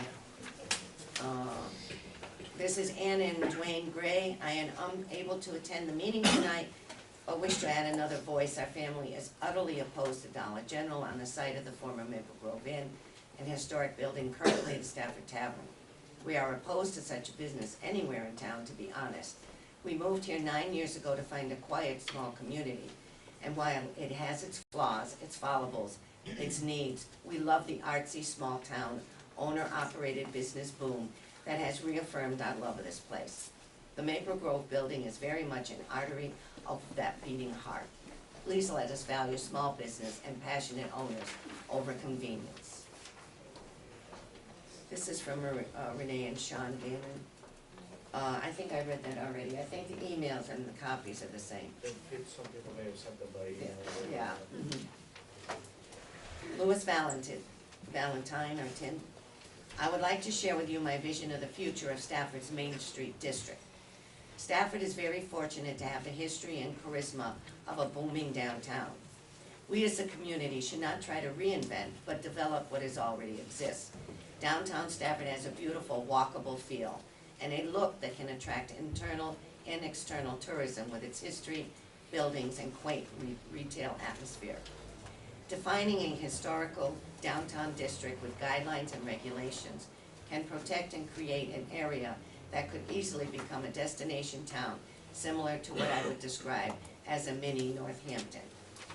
I understand that the need for big box retail might be part of a well-balanced commerce, but by defining this historical area, we can achieve a healthy landscape from both small local businesses to large national retailers here in Stafford.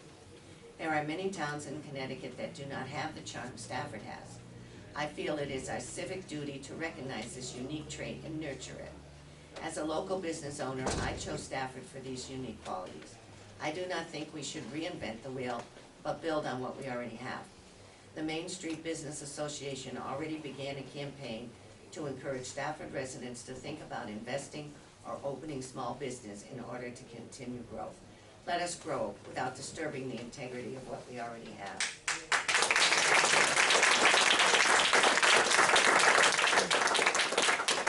The next letter is from Carol Frasinelli.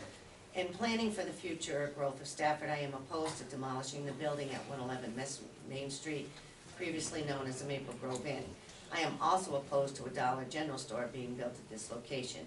It would be a shame to see such a beautiful building razed when there are so many other properties that are in much worse condition. Taking down this building is not the kind of growth that I am in favor of. The town of Stafford needs to preserve its history while improving the town. The Maple Grove was a big part of the history of the town of Stafford. Let's do what we can to preserve it. On another issue, the town is in great need of another grocery store. Preferably, it would be located where the majority of residents have walking access to it. The Big Y is the only grocery store in town that has no competition. Therefore, prices keep rising. Many of the residents of this town are going outside of Stafford to purchase their groceries. This is from Joyce Murray. Other than a few business people, I doubt if there are many town residents that want to see the old Maple Grove building torn down and replaced by Dollar General. I, for one, think it is the prettiest building in Stafford, and to replace it by Dollar General would be a drastic mistake in the development of the town. I would also like to comment on the Main Street revitalization process. Congratulations to the Inspiration Station. It truly lives up to its name. The building has been remodeled and painted and looks absolutely beautiful. In my opinion, if the Main Street revitalization is going to succeed, there needs to be a change in the murals, the open piece of property that has been defaced with murals and rustology. I have no clue what this is, but I do not consider it artistic.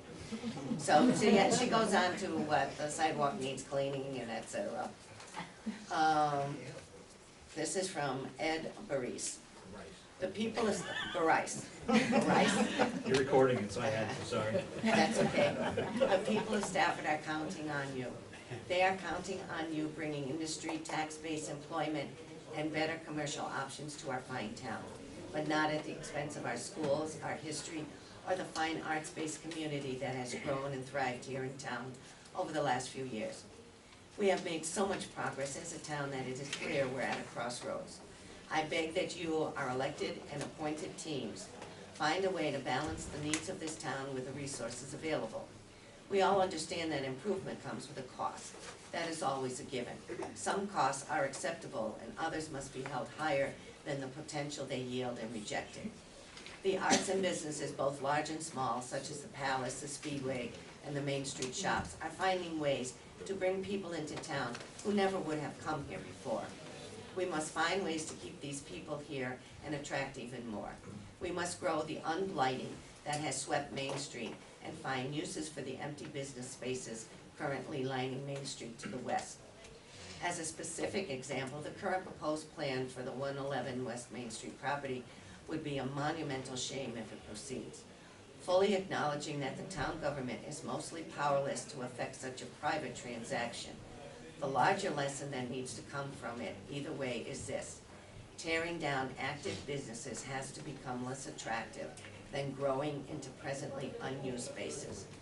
We as a town owe it to ourselves to lay out what is needed to remedy this type of a situation as a whole, whether by establishing a historic preservation commission or by other means. Ultimately, again, such plans bring new and unexpected costs, and we all know it. But an effective plan, thoughtfully crafted and presented in the right spirit, will garner support. Thank you for your time and attention.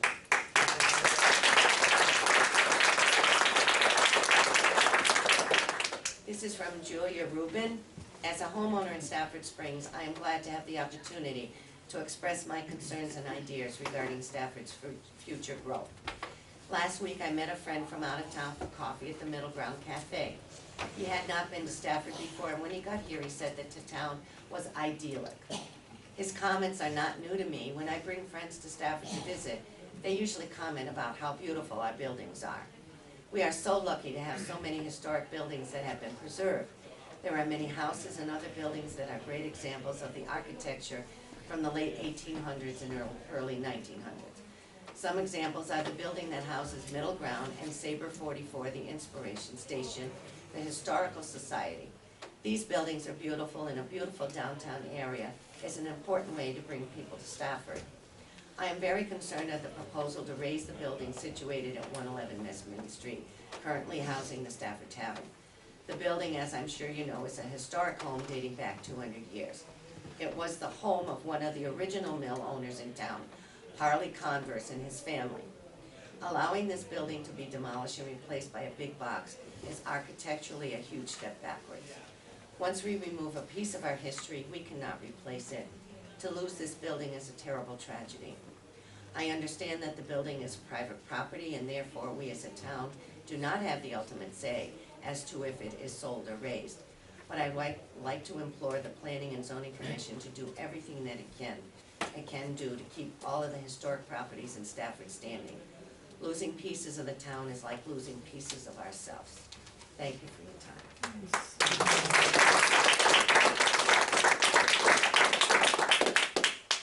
This letter is from Diane Billiard. Don't read the first two paragraphs. I think Stafford is already moving in the right direction. And any plans that include a big box store, more chain stores, or building structures that are cheap, expendable, and prefabricated is the wrong direction. I also think it's a disservice to those who live here, have moved here, and see the potential for the renaissance that is already happening. With all the attention the town is getting through American Wool in a Starbucks commercial, an article in Connecticut Magazine, when has that ever happened? Plus, many more features and media attention. How lucky are we that the mill was resurrected? Can't we have faith that the same is possible for the rest of the Stafford, including the upcoming faith of the Maple Grove building? I think we could all benefit from the way the Main Street Business Group and Jacob Long, owner of the mill, sees future possibilities and progress as investing in a dream for a future that build on what we have and not an easy way out. Stafford's revitalization and steady movement toward becoming a destination town is happening now. Don't bring in business or create new regulations that will make us go backwards. Many of us have waited too long for this kind of change, and I think we can come up with a plan that fosters the kind of growth and development that has already happened. If a much-needed grocery store, Staples, or another small chain restaurant were added, I wouldn't be opposed to that. Many of you on the PZZ have raised children and grandchildren here, or have nieces and nephews here. Let them have some of the great memories that you got to have growing up in town. Don't force them to inherit something they can't get 15 miles in any direction around us because you didn't listen to the many voices in 2014 that asked for creative solutions and visionary planning. We can find the money if we're patient. That's what grants are for, of which we have very few. Finally, we need a historic advisory commission implemented ASAP. The Maple Grove makes it painstakingly clear how central this committee would be. Thank you for your time and for all you do.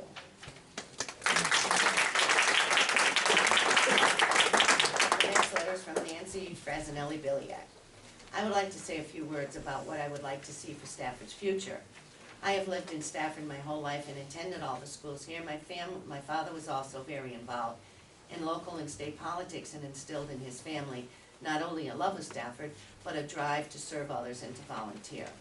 Over the years, I have held officer positions in the ladies' auxiliary for the hospital when it was on East Main Street, and Secular Franciscans, the Italian Ladies Auxiliary, and I also currently volunteer at Evergreen in the local soup kitchen.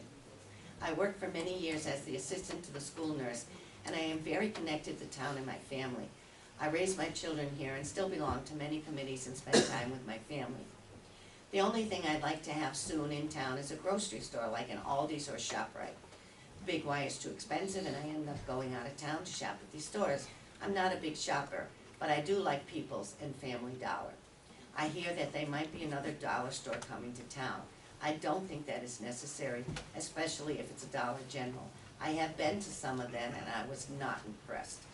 I would also like to see more done to preserve our historic buildings. When I heard that a Snuntech might be moving into my old high school in Hyde Park, I thought that was a great idea. I have many fond memories of the park in my time as a student there. I really enjoyed the barn dances at Memorial Hall and think that building needs some work and preservation also.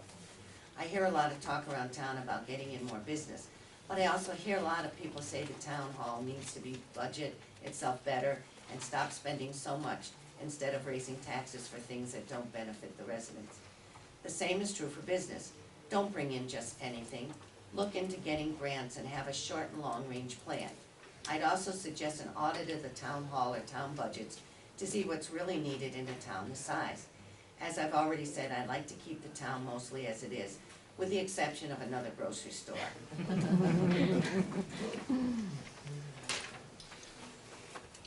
Oh, this is from Barbara and Gordon, Frassinelli Sr. Dear members of the Planning and Zoning Committee, Gordon Sr. and I have received word that consideration is being given for the destruction of the old Maple Grove Inn in favor of building a Dollar General. Really? Are you kidding me? Yes, indeed, we need new business in town. But the number one, our Family Dollar is certainly sufficient in supplying inexpensive, cheap goods. Number two, why not consider another grocery or general store, the latter of which would be perfect at the present building? The Maple Grove Inn has a long history and is an elegant building. Yes, it certainly needs work, but to bulldoze this in and put up a horrid box in its place is truly a tragedy.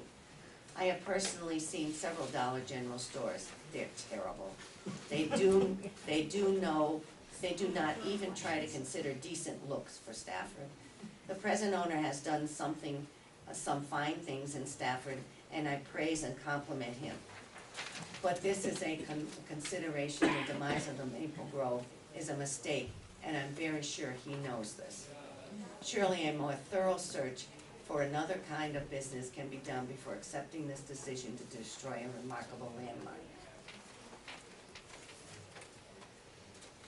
Michael and Darby Ranger. As neighbors of the Maple Grove, we were shocked to hear that anyone would even consider tearing down this building, let alone for it to be developed into a Dollar General. In our 7 years here, we have seen the building used for several different purposes, and while this is used as a commercial property now housing the Stafford Tavern, the exterior remains unassuming in that regard and adds character to our area. More business in town would be beneficial, but we don't think a second dollar store is necessary and does not need to replace the tavern. We are opposed to the Maple Grove building being torn down or moved. Its place is on West Main Street where it has stood since it was built in 1815. Oh, you got another one there? Yep, two more. Alan Bolio. Having been a Stafford resident my entire life, 18 years old, I have learned many things. I know that it is one of the most beautiful towns that I have ever been in. I know the hidden beauty all around, from the trees to the downtown area to all of the wonderful buildings in this town that are well over 200 years old, which is why I was so shocked to hear that there was a plan in the works where the former Maple Grove Inn, which now houses a Stafford Tavern, to be demolished to make way for Dollar Store. I am not against business coming into town by any means, but I believe that building a Dollar General store in this location would destroy this town more than it would help in any way. I think back to 10 years ago when this town went against a big company, demolished the building, and I wonder, what has changed here? Why do we need to demolish an over 200-year-old building that has global fame, as well as put Stafford on the international map when it was a 4-star restaurant? Why didn't we need to demolish this building when there is so much vacant property in this town? I agree we need business, but not at the cost of destroying a wonderful and thriving small-town business, as well as a wonderful landmark of a building. I have always been proud of my past and proud of the town of Stafford, which I hope to always call home. But things like this make me question why I want to stay here. I believe that a lot of problems can be fixed by getting rid of all the hidden agendas that this town's elected officials have, so that the people actually have a say of what they want in our town. If this gets to a point where there will be a vote on the matter, I will vote no. If it passes and Dollar General comes into this town, I will be sure to look for a town other than Stafford to settle after college that I can call home.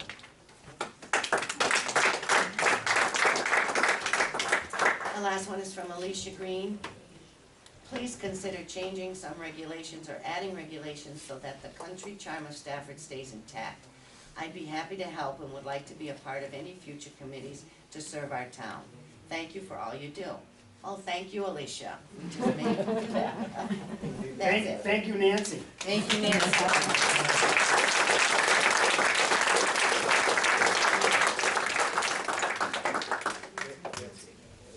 Just needs the last bit. Oh, you don't have that one.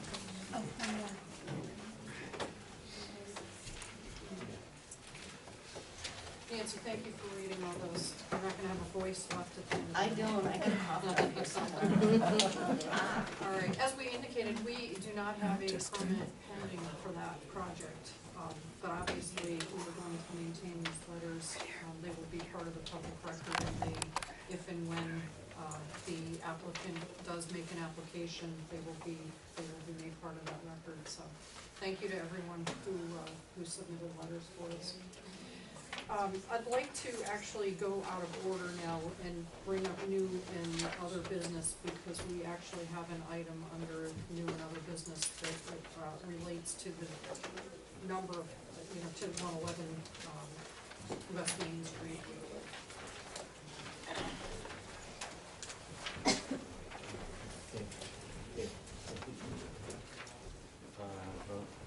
Is that the email? Yes. Okay, because I actually prepared something that was a little bit more succinct. Well, I'd like to give you the floor to. Okay. Well, with the board's permission, I actually prepared something a little bit simpler to read. I hadn't intended that to go out and be, it was rather wordy. I have copies for other people too. So state your name and address. Yeah, my name is Ed Rice. I live at 2 Orchard Street. I've been a town resident for about 16 years now, almost exactly 16 years to the day. And I actually have, would you mind, I have some copies I can hand out to other people that I've been bringing up for everybody. You can get one? Sorry. You have one for Amy right behind you, she's an alternate. And Doug's an alternate. Okay, well, if people can make sure that Amy and Doug get a copy of this, I'll put them right here and just hand them out, please. So what I would like to propose for your consideration, I mentioned this at the special meeting we had the other day, was a demolition moratorium. And I did some digging into our rules, and like I said, I tried to present just the simple why and what and how of how this could happen, what it would be and what it wouldn't be. So why do this? One of the things that I was really interested in finding, And I only brought one copy. This is a report given by the state a couple of years ago, prepared by the State Historic Preservation Office. The plan for the state of Connecticut, it's got letters from the governor, the head of the State Historic Preservation Office, and more, talking about how historic preservation is an engine for economic development. It's a way to create sustainable growth, not, you know, just any port in a storm, so to speak, to get any retailer that wants to come here might not be exactly where we want to go. Or where a town would want to go that wants to have sustainable growth, so to speak. So again, I only have the one thing. It's got some really great numbers if you want to share it. It's online, fantastic resource. So why do this? We preserve Stafford's unique historic artifacts. We use historic sites as an attraction to visitors. We set an example for neighboring communities, and we align with these state guidelines that have been given by the government. As you just heard, there's a call for preservation, and at the same time, there's limits to what the town can actually do, because we can't say, well, this business comes and that one doesn't, and this business stays and that one has to go. We don't have the ability as a town to do that. What we have is the ability to set the climate, and to say some of the things that could be changed or not. So the proposal I'd like to make is for this moratorium, the criteria, as you can see here, would be just certain things, and the real key is the 1992 State of Connecticut Historic Resource Inventory that Mr. Poland referenced in his report that was done, and one of the key items is that the significant historic resources are identified by the architects for the state as contributing to the context of the historic district. And this happens to be one of the properties that we're standing in right now, is one of those buildings. The Maple Grove, 111 West Main Street is one. There's several around. There's the book is about 4 feet 3 long. volumes. Well, we have it broken into 9 in the museum. They're each about 3 inches thick. It's a huge book. So the requirements, as I would propose, and again, obviously this would have to go before the town attorney and whatnot, I'm assuming, would be for, to meet current usage and or certificate occupancy requirements, to be over 100 years old, which is an arbitrary number I selected, and is cited per that historic survey as contributing to the context. I made some proposed exemptions, because obviously you can't limit everything that happens. There are safety issues, there are small buildings, there are buildings that have been damaged by fire and flood and whatnot. Again, it's fairly arbitrary that I came up with, reasonable repair costs would exceed 50%. This is something that the board could a number that would change. And anything that was already approved under or covered by an approved site plan, if you have already set it in motion, obviously those things would probably have to continue, otherwise there'd be legal challenges that would be very complicated. And then I added that there could be some provision given for appeal, such as similar to the zoning variance process that exists now. I don't know if that's a possibility or not. So then the last section is just how this would go about. Again, demolition is not discussed in the town zoning ordinances, but it is covered in the state building code, which the town ordinances default to when our town ordinances don't cover something.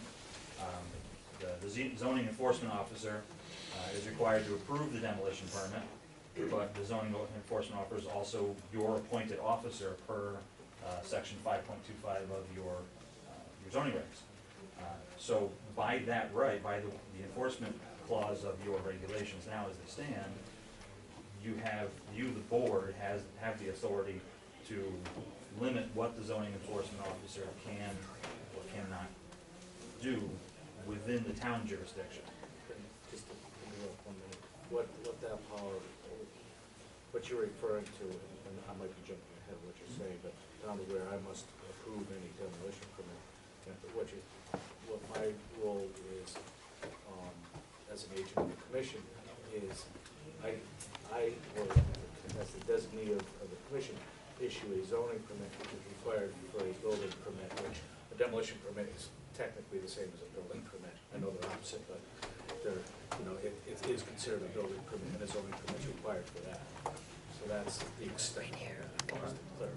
So demolition has to come before the board? No, demolition permit's approved by the building inspector, as the same as a building permit. Oh, okay. However, before any building permit can be issued, a zoning permit is Oh, issued. okay.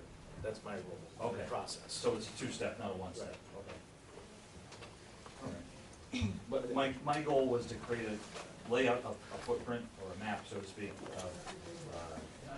to a situation where you wouldn't be creating don't develop anything, not to limit all development, 'cause we don't want to limit development, we want to encourage business to come here. We don't want to be the town that naysays everything. We want to be a town that's growing and continues to grow, continuing to do so. So the intent was to set it as a demolition-only moratorium, not a full development halt moratorium. And obviously, as I close, this would not prevent permitted development of non-historic sites or nor historic sites where demolition is not part of the site plan. So I guess as an example, if somebody wanted to buy the Maple Grove building, 111 West Main Street building, and do something different with that building, that didn't involve demolishing it, that would not be part of the moratorium. I would make a suggestion to include in your proposal any alterations. If you have, for the sake of argument, 111 West Main Street, add onto the back of it, some kind of consideration of that. True. Definitely something to consider. Again, I don't know what the next step specifically is for the Well, what, commission, so I wanted to give you guys a one-pager that just kind of laid out simply, what I viewed as a plan to get there. no, and I appreciate your time. You've had some conversations with me, and we've exchanged a couple of emails and so forth. I did speak with the first selectman in regards to getting a legal opinion as to what the commission or my role is in this whole process. It's a tough area. Our town attorney, there's a conflict for him where he's not able to represent us, so we have contacted another attorney, Attorney Matt Willis, with Bronze and Willis. I emailed him the original email proposal, and if you could email me this tomorrow, perhaps I can forward this to him. We're getting an opinion as to what the role of the commission is, or what our options are. That's what we could do for now. In my comments to the commission, it's great that you narrow it down, and, like I said, I do a few suggestions. I'm sure probably 10 people are I have gonna, a few suggestions. you're gonna get a lot of more suggestions, but, you tighten it up, and once we know what the process is gonna be, I mean, it may not even be before this commission, it may be a town meeting, I don't know what the process is. There's one thing lacking is length of time. in one I didn't want to set a 6-month or a 12-month or 18-month, I don't know what. We need an end time. Absolutely. I wasn't going to be making the motion because I'm not on the commission, so I assumed No, that would be this is part the of start of the process. discussion, and I It's understand a that. discussion, but Yes. it does need to have a time frame. Absolutely, Yeah. absolutely. I think we kind of kicked around 12 months. Usually it's a year. Yeah.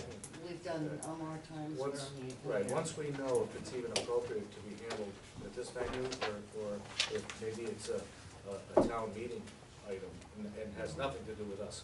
I honestly don't know. It's not clear. Yeah, there's some question as to whether this commission even has the authority to issue a moratorium on demolition, since we don't regulate demolition. Right, So- which is why I included that last section, to try and Right. present a path that gets us there. Right. No, it's understandable. Due to the signatures that we required on the demolition permit, and then the way that the defaults go. Excellent But, job. thank you. Again, my goal was to create a path to preserve things before we lose them, before it's too late. Good job.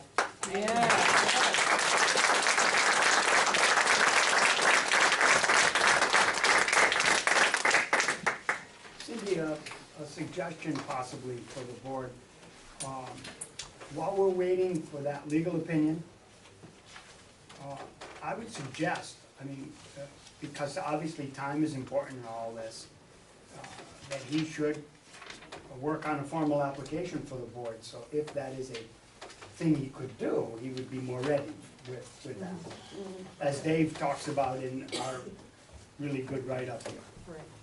Yeah, formal application, whether it's to this board or to the town of Stafford. It's something for you to prepare, Formal application, yes. Or the moratorium. okay, And Yeah. we're not exactly sure what that, We don't know who you're Required. gonna address it to. yeah, right, Well, but it's something you might want to investigate more yourself. yes.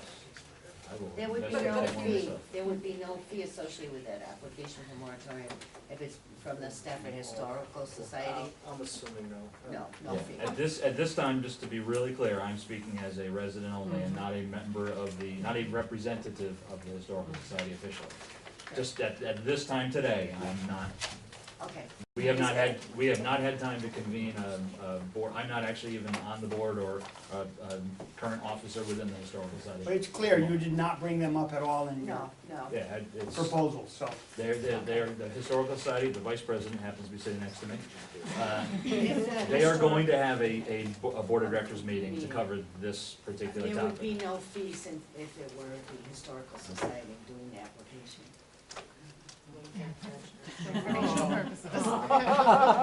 We need to have a meeting. For the application, if they didn't pay it. What's the fee for the application for a resident on an application? If it's handled, I'm not quite sure how it would be handled, if it would be a text amendment type application or a variance or a special use type application. I'm not sure what it would classify as. The worst case, the fee would be $310. That's the high end, that's $250 for the town and $60 for the state. If it's handled differently, there's different rates. No problem.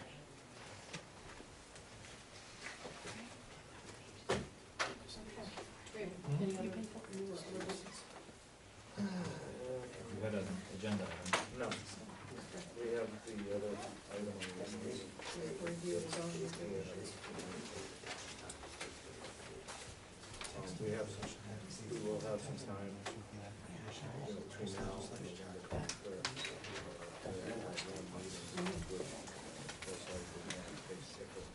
But if for some reason an application does come in, if it's that application that we discussed, that we can so there will be time at the next meeting to work on this. It's up to you. I have a suggestion. The last item on our agenda is the discussion of possible action review of zoning regulations. And it is getting late. Dave was just mentioning that as of right now, we have nothing on our next agenda. And we could Except actually use. Reddington, Except Oh. Reddington. We could use that meeting The whole as sort of our meeting, workshop okay. and go through the solar regs, some Sounds good. more on the Great. historical. I did wanna thank Dave very much. He gave me I gave Yeah. everyone, right? Not just me, Yes. everyone has That it. second mailing was wonderful, it gave us a Okay. lot of detail, and we Right. very appreciated. And so there was a lot of material in the Stafford Historical Society, there was some correspondence that you gave us of how they were designated, so, I mean, I wasn't prepared either tonight to do this. Yes. Just a question, if we continue this part of the discussion for the next meeting, personally, I think that would be a better idea, because then we'd have the whole meeting to flush it out. Right. But if we wanna make the historic piece of it part of that discussion, perhaps we should invite the Historical Society back to that next meeting? When, Oh, everybody excuse me, can when come. did you say the board was meeting of the Historical Society? Yes, we don't have No a date set right now. specific date yet. We can Would you convene a have a meeting meeting, would soon. you have a meeting before the second Tuesday of November? I don't know what that date is. but- We can try. Well, we're gonna Well, I'm have just a saying, regular so, meeting. just so you guys could discuss amongst yourselves, you know, who to come to the meeting, you're certainly all welcome to come, so. So our meetings are on top of each other. Zoning meetings and Same night. historical Same meetings are night. the same night. Same night. So we will have So have a to, representative come there. well, yeah, we can certainly have a representative come. Yeah. We can have if we can't have a board meeting, we can have an informal discussion with. Right, yes, We can we pull an will work emergency on session that, together, yeah. definitely. That would be helpful. That would be November. I mean, it's not that, it's gonna take a few meetings to come up with a proposal, but we'd like to get your input from the beginning. Yeah, Well, and plus we don't wanna miss anything inadvertently, because That as you would know, we've be- had problems finding information. Right. And also, you guys might not realize what we may be doing, and you might wanna have input into, you shouldn't do this or you should do that. Yeah. So as long as we're tracking it, I'd rather do it right now than after the fact have everybody mad because we didn't do it, so.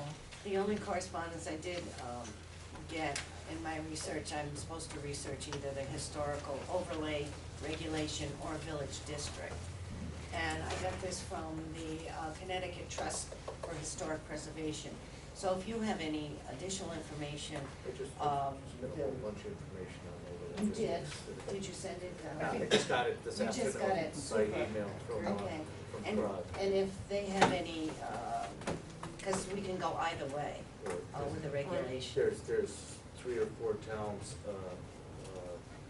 regulations attached to this information, the links to that, so I can, provide that. That'd be great, thank you. So we're good to postpone that? until Oh, next please, week? because I want that additional information. This was a quick review, and I'm still confused on which way would be the best for Stafford to go without more input. And do we have a more recent inventory than what you just submitted to us? Has the Historical Society done any recent inventories? Because as you know, we've lost a few houses. 1992 is in the district. latest one I'm aware of.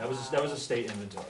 That wasn't the historical society, that was a state inventory. But the one that was This presented one? from the I town think it to was the done in National 92, Register was a recorded in town 93. inventory. January Yeah. 92, right, right. This was the Nineteen eighty-seven. We can talk about it out. I don't know when Because that might be I'm important to us opposed too. to Roger.